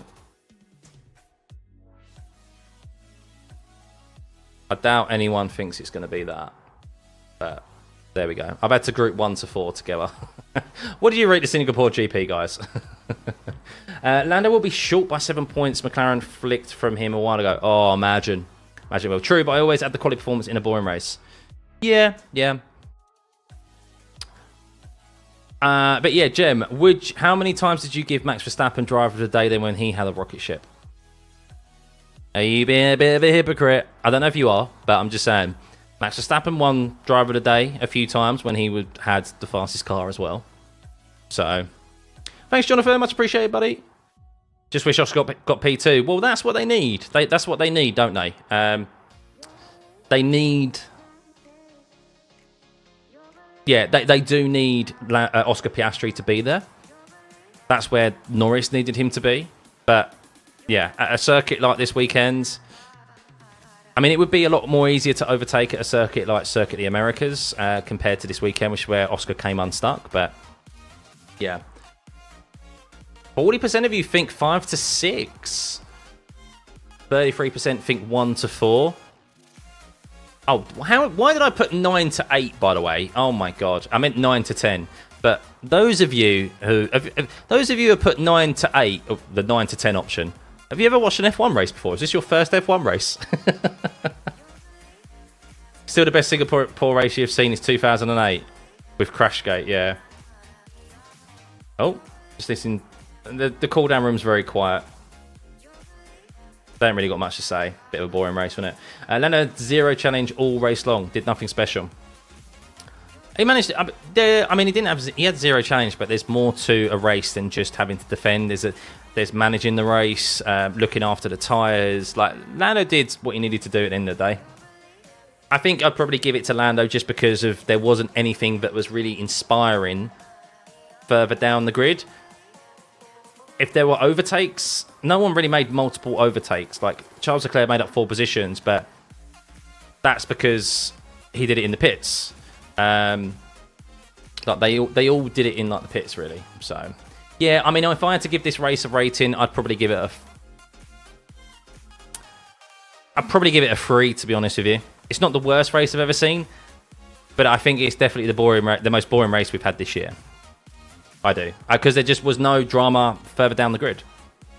So, and I think that's the first time in history we have not had a safety car at Singapore, guys. First time in history. That is unbelievable. And we're now 9 races, I think. 9 races without a safety car in F1. Bert Mylander is getting paid to sit on his arse and do nothing in that safety car. That's why he crashed at Monza, because he hadn't been out for a drive in God knows how long. Don't care as long as Lando won 10 out of 10, yeah. Thank you, James. I try my best. And that's what's great about these watch-alongs as well, is that we're able to have this back and forth. If it does get a little bit quiet, of course, out on the circuit there, I could kind of take a bit of a break away and answer your questions. So, Emre, it wasn't exactly exciting, but it wasn't awful either. Yeah, Danny won driver of the day with only 20%. Danny Rick deserves to stay. Perez should have retired long ago. Yeah, I think Danny Rick probably deserves to... I don't know. Does he deserve to be in that seat over Perez? I don't think so, but I think he would do a better job than Perez. I mean, we've seen it we've seen it this year with Williams remove Logan Sargent. Now, Perez isn't... I mean, relative to Max, yes, his performances have been that bad compared to just like Logan Sargent's was to Albon. But they made the decision to get rid of Logan Sargent, add Colapinto in. Now look at it. Now look at the rewards they are getting in 3 races from Colapinto being there. Just finishing outside the points in both of his races and scoring a points in Baku. I mean, he's unbelievable. I want to see his first... I want to see the race start and see him send it because Albon was not happy whatsoever. I know when Fred's Orlando fans said to vote Danny. Oh, really? I mean, yeah, it is what it is. Fernando wins from P15 back when they were still able to actually race. Yep, first non-safety car Singapore GP. Something needs to be done. So, they did it again with Lewis. Yeah, I'm intrigued to hear the interview responses, engineer, on Lewis's... The only logical thing I can think why Lewis started on the Sauce is because they wanted to get ahead of Max. They wanted that. He was starting on the grippier side. He was starting on the racing line. Max was starting on the dirty side. And they wanted to get that extra grip off the line and get ahead of him and hold track position. Because we saw how difficult it was to overtake. And it nearly worked, to be fair to him. It nearly did work. He got alongside Max, but he ran out of room and he had to back out of it. That's the only logical thing I can think of. What I'd like to know is if that was Hamilton's choice or whether or not he was kind of forced into it. And I'm sure Lewis will tell us about that in the interviews afterwards. So, Danny Rick was the last team at Max to beat him in title rankings. Will I be on Miss Apex this week? No, I'm not on it this weekend, Carl. I was on it the last 2 weekends, last 2 races, so I'm letting someone else do it this week. But of course, I'll be on some midweek shows, that's for sure. I'm actually going to upgrade my PC tonight. That's what's on my to-do list. I've got a new CPU, motherboard, RAM, and I'm going to change everything over and hopefully have a nice upgraded PC. I didn't risk doing that before this weekend though. Here about Colapinto, even if he did not score, at least he didn't crash and cause most costly damage. No, and I mean he only really got outdone by the strategy. He got undercut by arguably a quicker car in clean air, which is Sergio Perez.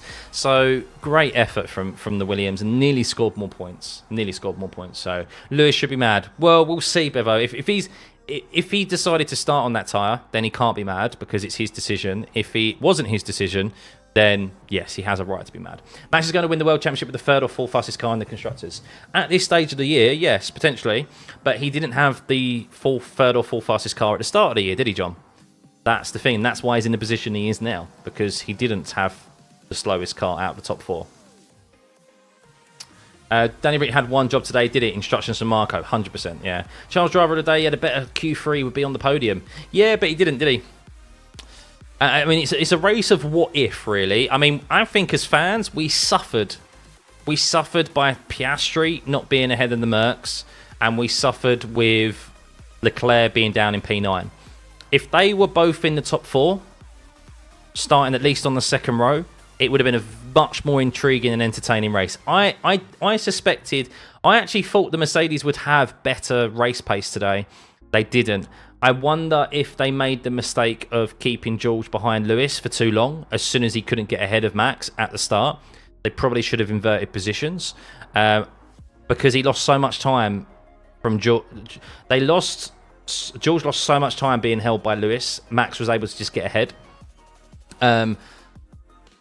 So yeah, I think that was probably poor strategy for them. And then, yeah, Charles Leclerc came alive in the second stint. So did Piastri. Piastri, by the time he overtook George, had 18 seconds to Max. He's never going to close that down. There's no point in pushing.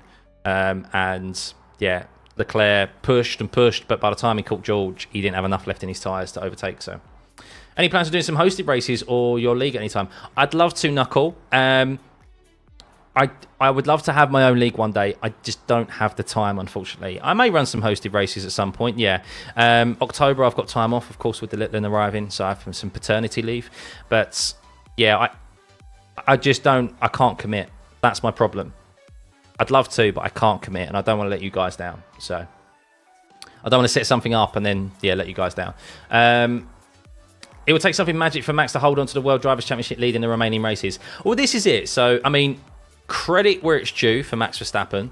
Actually, I'm going to ask you... Yeah, do you know what? There we go. Let's run another poll, shall we? Let the people decide. Let the viewers decide. Big thank you for everyone tuning in. By the way, we've still got over 1,000 people in here. If you haven't hit the subscribe... There's 13 of you need to hit the subscribe button to get myself to this channel to 30,500 subs. Go on, you can do it. You can do it. So, understandably, 1 to 4 was the rating there. I don't disagree with you. But let's... and I want genuine answers, guys. I don't want biasness and stuff like that. But from what you've just seen from Lando Norris this weekend, with a very Max Verstappen-esque performance in that McLaren, do you think Max will still win the World Drivers' Championship? Simple yes or no. Do you still think he'll win it? As a Max fan, as a Lando fan, as a neutral with no support, what do you think from what you've seen? Because I still don't think Max is going to win. I don't think Max is going to finish second every single race between now and the end of the season. I'm intrigued to see what people think. At the moment, it's overwhelmingly yes. How many high-speed tracks are left? So we have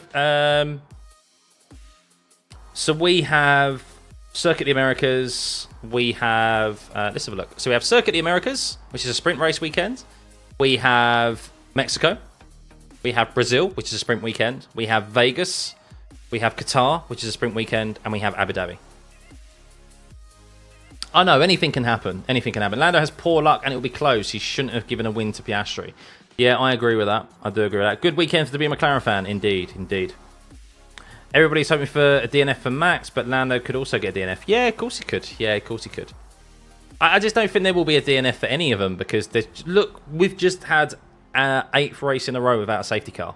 There isn't going to be a DNF for any driver. Either driver. 6 races, 3 sprint races, Lando could win it, but I don't think he will close the 52-point gap. Piastri will take points off Lando. Ooh. Yeah, that'd be interesting. It'd be amazing if he can actually pull out of the rear, but I don't see it happening.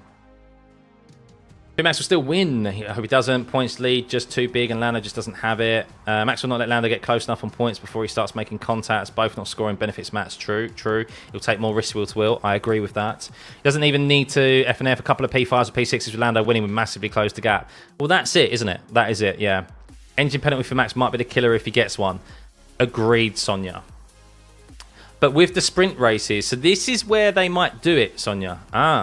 So sprint race, with 3 sprint races remaining, if you're clever you take the engine penalty in the sprint race format, like Interlagos or something, or maybe even Circuit of the Americas, because you know you can overtake there with the power advantage you'll have. You'll be able to maybe get back into the points.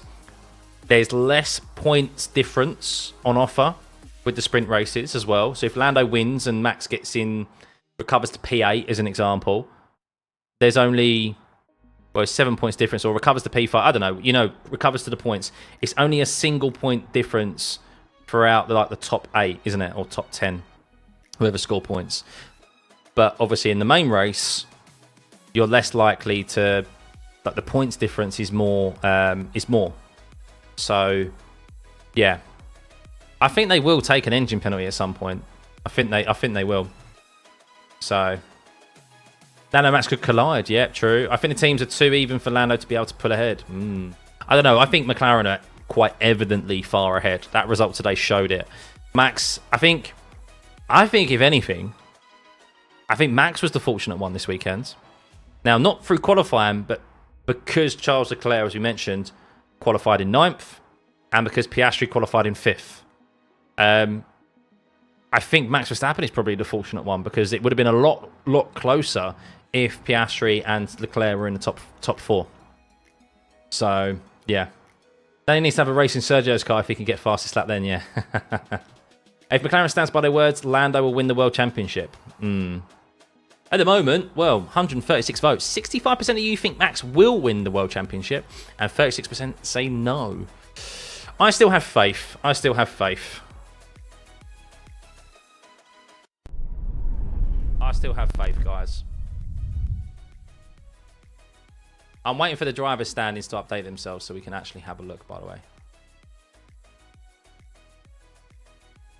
Niki Lauda won a time in 1984 by half a point. Monaco stopped mid-race that year in rain. Senna in, yeah. I think McLaren will be 1-2 at least, 2 or 3, and Red Bull finish out top tight. Yeah, exactly. That's my thing, is I don't see Lando finishing outside the podium positions. Now, Azerbaijan was obviously so unlucky for him, but other than a freak happenstance scenario like that, I don't see that happening. I don't see Lando not finishing outside of the podium positions, where I can see Max finishing outside the top 5 at maybe Circuit of the Americas, at Qatar, at Interlagos as well. You know, so McLaren gets new wings, high-speed circuit speed might take a hit. Let's see where this takes the balls. Yeah, I mean, but the thing is, the McLaren is still quick anyway, even without that. Even without that little mini DRS, they're still quick. As Piastri said, it's not the magic bullet. It's not the sole reason why they're quick. So there's more to it than that. We will be, Daisy, yeah. So guys, how crazy is that? The next race, I mean, the missus is definitely hoping so, but the next watch-along, I'll be a dad. Quite surreal, to be fair. It's quite surreal. It's updated on the BBC website, Goody, is it? Cool. I'm on the ESPN website. That's quite a nice, good-looking thing. So, thank you, guys. Thank you. Yeah, it's a bit weird. Still very surreal, because like I'm just seeing my missus get bigger. So, right. Let's have a look at F1 then.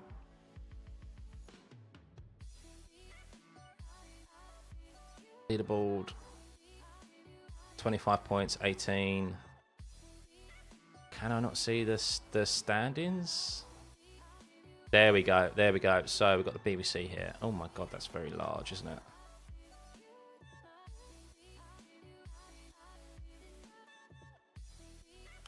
Yeah, Nico Rosberg is saying it right now on Sky, by the way. I'm just getting the standings up, guys.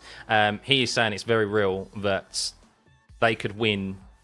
Lando could win the remaining races quite comfortably. Once the bun arrives, can I buy your computer gear? It's not going anywhere, Vet. It's not going anywhere. It's not going anywhere.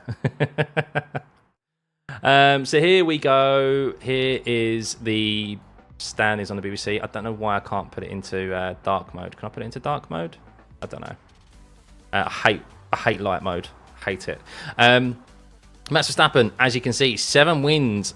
Lando Norris now dragging himself ahead of the remainder of the field with 3 wins compared to everyone else who's got 2.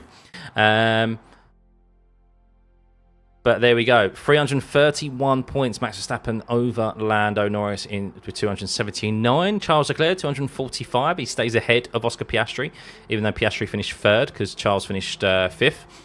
Sainz 5th, Lewis 6th. He's ahead of George Russell with 2 wins.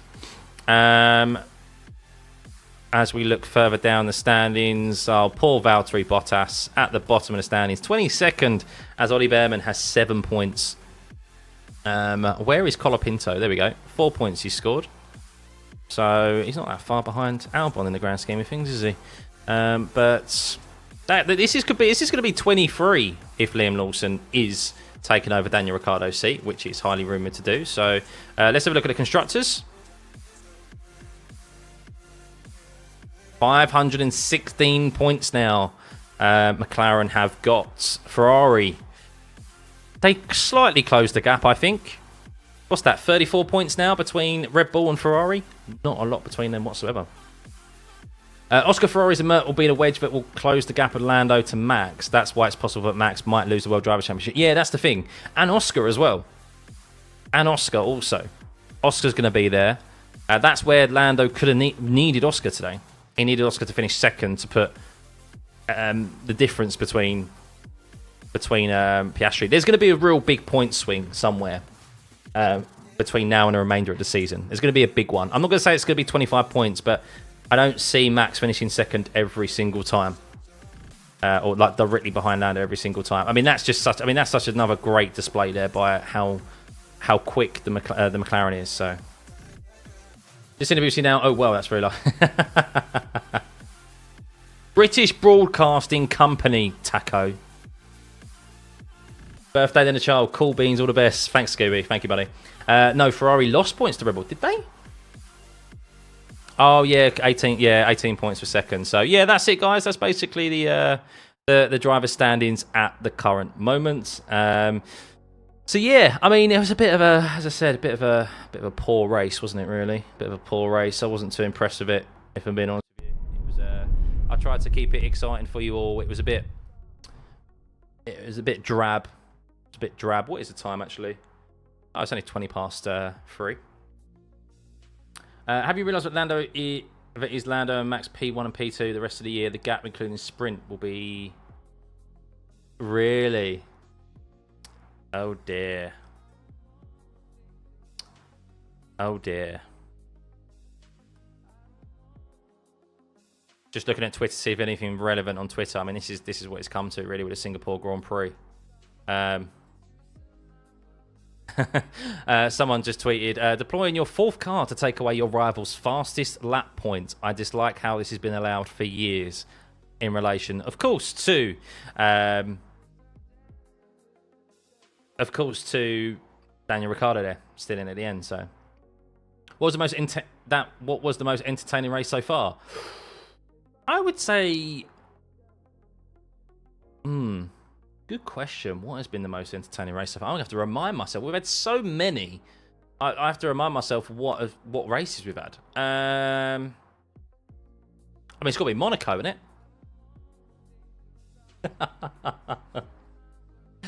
If you're thinking why I might have said Monaco, sarcasm, actually think back to Monaco. Do you know what the funny thing is as well? Monaco has been my most viewed race for these watchalongs. Crazy, absolutely crazy. But the most boring race of the year is the most boring race of the year was my most viewed race of the year. Make that make sense. Yeah, I think I'd have to agree. Silverstone. Yeah, I'm just looking through now. I'm reminding myself where we had genuine like changes for position, fights for the lead.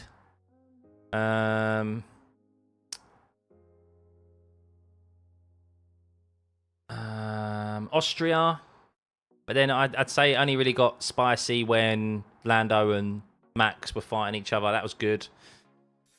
But I think overall, because we had the change in conditions, this isn't biasness. This isn't because Lewis Hamilton won, but we had change of positions up and down the grid. We had different strategies being deployed. We had Max finishing P2 when arguably like he was chasing down Lewis for the win at the end, and like the McLaren should have done better. Like that was, yeah, I think I'd have to agree. I think I'd have to agree Silverstone at the moment. So Monaco needs an announcer to make it fun. Yeah, Canada was good. Yeah, Canada was good. We should call him Stuff Daddy. Minus the racketeering and the 1,000 bottles of baby oil. You mean 14k viewers? Yeah, 14k peak viewers is what we got for that. That was crazy. That was crazy. If RB keeps improving, then wing or no wing, McLaren might find 7 points, might swing the other way at the end of the season. What's my favourite F1 race of F1 in all my years? Oh my god.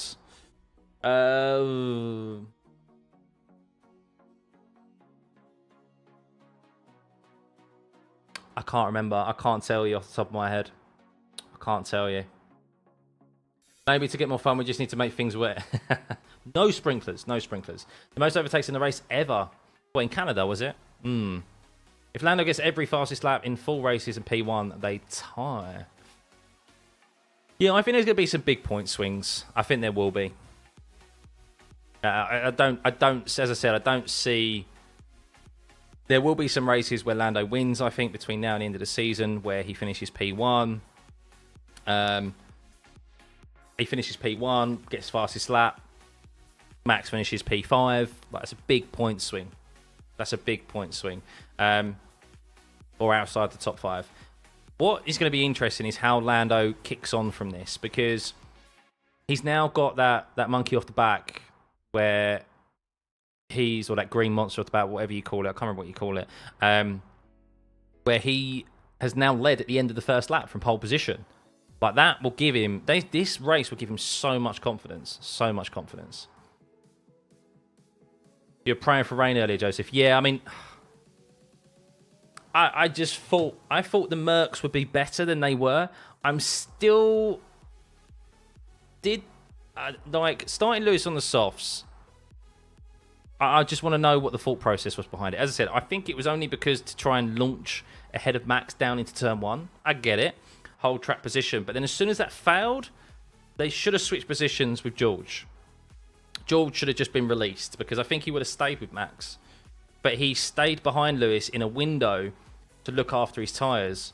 But Lewis just kept losing time and time and time to Max, because he was dropping off on the softs, understandably.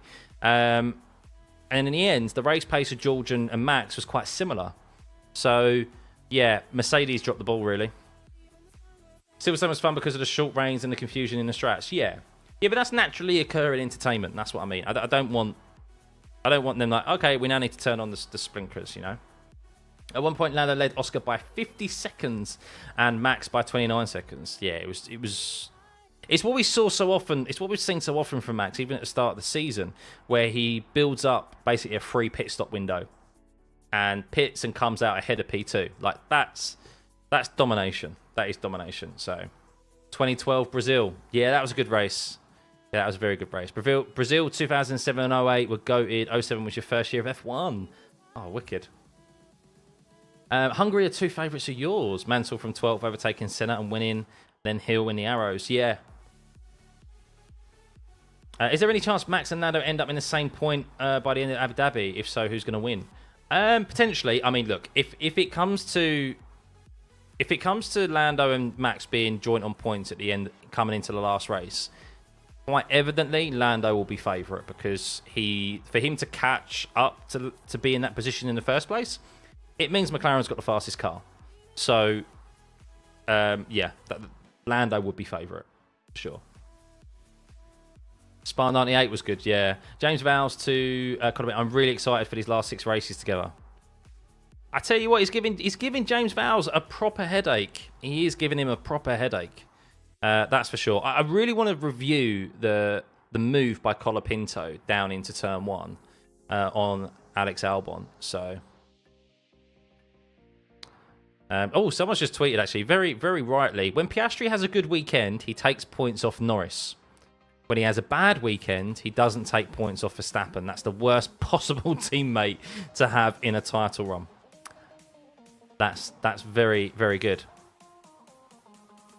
Oh, hang on. I'm watching an onboard of Colapinto.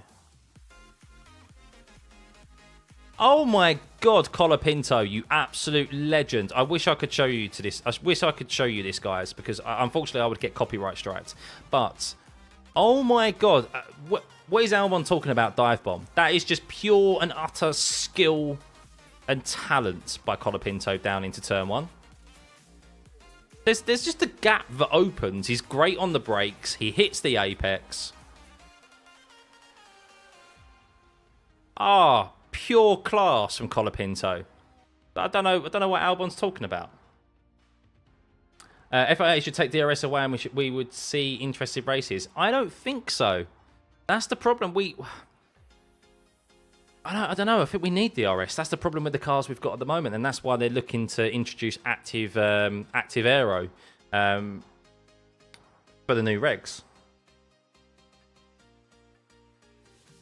I ain't blaming an Oscar. Definitely on the team. Oh yeah, definitely on the team. They should have. I mean, Monza. Don't want to go back there, but they should have laid down the ground rules there and gone. You don't go for it. You slot in behind, because ultimately they also threw away a 1-2 there. They were too busy fighting themselves, trying to cover off the undercut. Piastri was, so he burned his tyres more. He also, Lando was obviously pushing to try and catch Oscar. And they just, because he killed his tyres more, they thought they should bring, Oscar was pushing to fight off an undercut.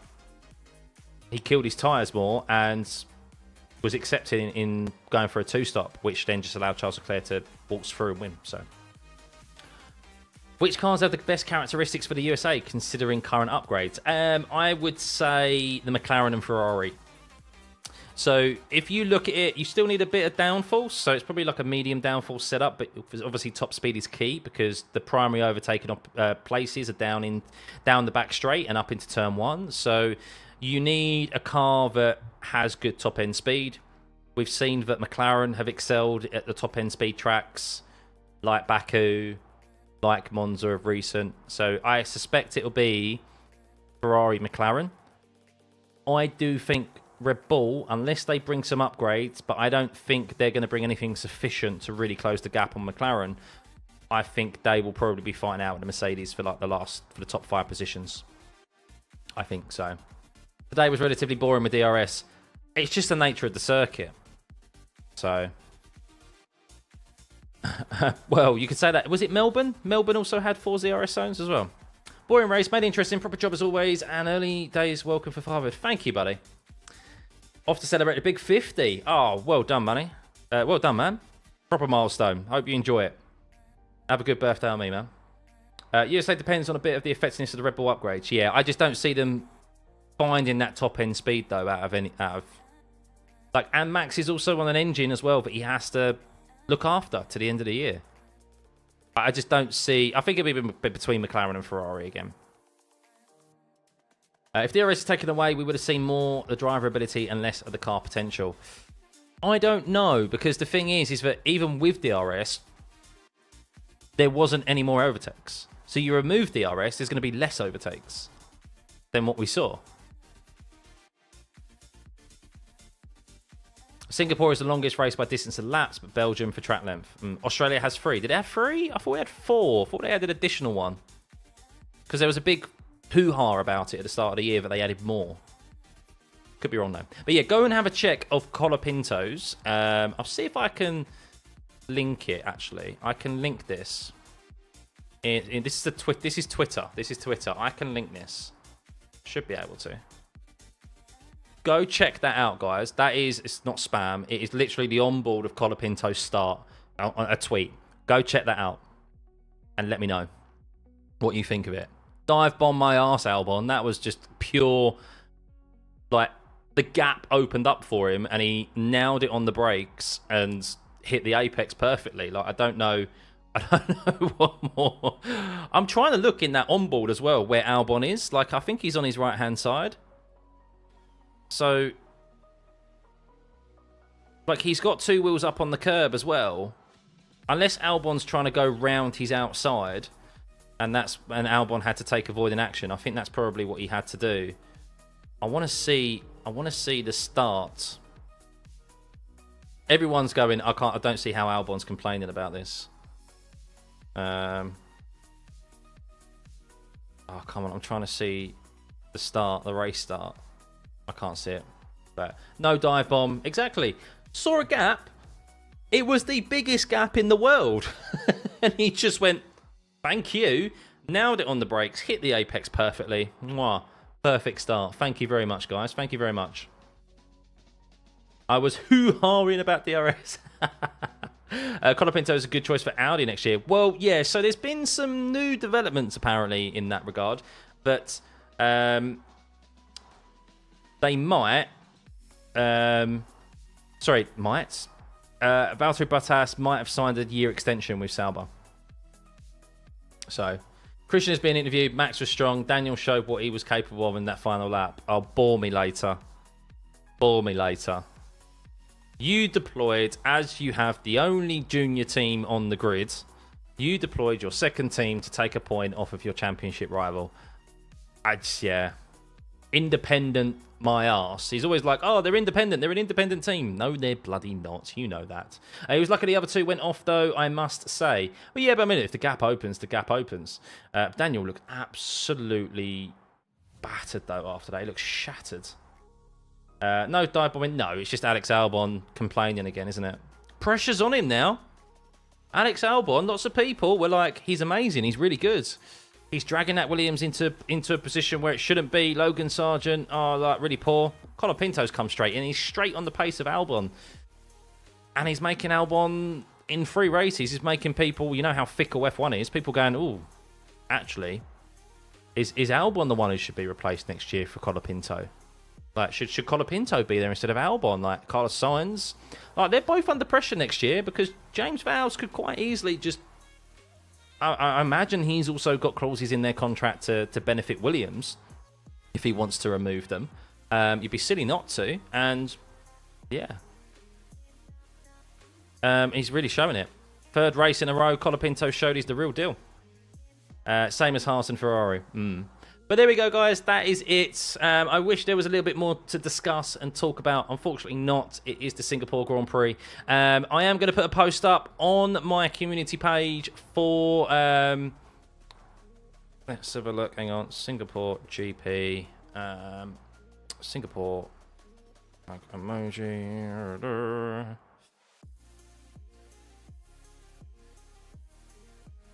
I'm going to put, as always, a community post up where I want your questions. I mean, you may struggle to find some that we haven't already discussed.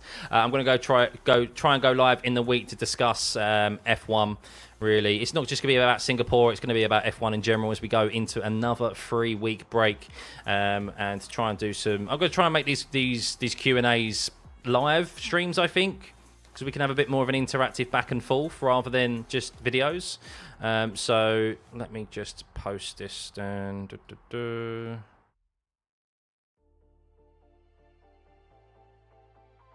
Daniel Ricciardo, I think, is pretty resigned that he's going to be replaced. Understandably. I think he'll be given a swan song. If Lawson doesn't do terrible, I think he'll be given a swan song, a send-off in Abu Dhabi, I reckon. What do you reckon, guys? What do you reckon?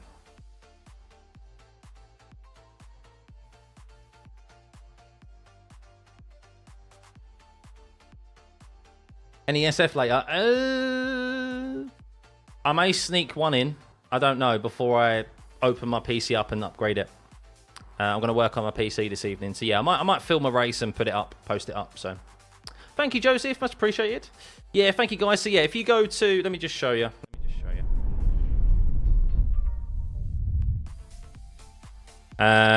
Over here on my community page, if you go to this page, guys, and you leave your comments, I will answer them in a live stream in the middle of the week. It might be tomorrow, it might be Tuesday, it might be Wednesday, but we'll discuss Singapore Grand Prix and anything in relation to kind of I guess F1. I imagine we'll get some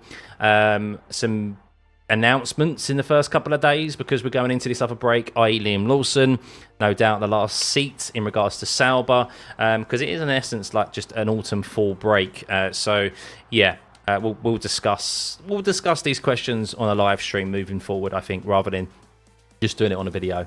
But yeah, thank you guys. Yeah, next time I think we will be, well, the next race definitely, 3 weeks time, we should have Stuffeyy Jr. Yeah, so really looking forward to it. But yeah, big thank you as always, guys, for tuning into the streams. Good numbers as always. Again, I really, really appreciate it. If you could hit the subscribe button, there's 4 more of you that I need for 4 more to get this channel to 30,500. That'd be amazing. And yeah, nearly 1,500 likes. Big thank you. Welcome to the new members as always. If you want to help support this channel moving forward, you can hit that join button as well and become a member of the channel. So Watchalong one's on board. Someone drove him off track. Who was behind him to start? Don't know. I mean, maybe it was Sonoda. So Colapinto drove past Sonoda, and maybe he thought it was Colapinto rather than Sonoda, who was right in the middle. So maybe he confused one blue car with another. Maybe it was that. So, do a pre and post upgrade race. Yeah. Definitely, Carl. Definitely. But yeah, have a lovely... sorry, pre and post upgrade. Yeah. So, I plan on live streaming in the week, basically, because it's Silverstone week in the Super Formula. So, I will be streaming in the week. Hopefully everything is in order this evening. But yeah, there'll be streams in the week about, of course, F1 and my own sim racing. But yeah, have a lovely rest of your Sunday, guys. Oh, God knows what's happening here. I didn't realise I had Twitter still open. Elon Musk there posting shit again, probably. Try and not get taken down for anything that I shouldn't be showing, you know, on Twitter. So that's all right. It's only my Twitter feed. We look through Twitter normally anyway. But anyway, have a lovely rest of your Sunday, and we will see you in the week. Thanks, guys. Bye.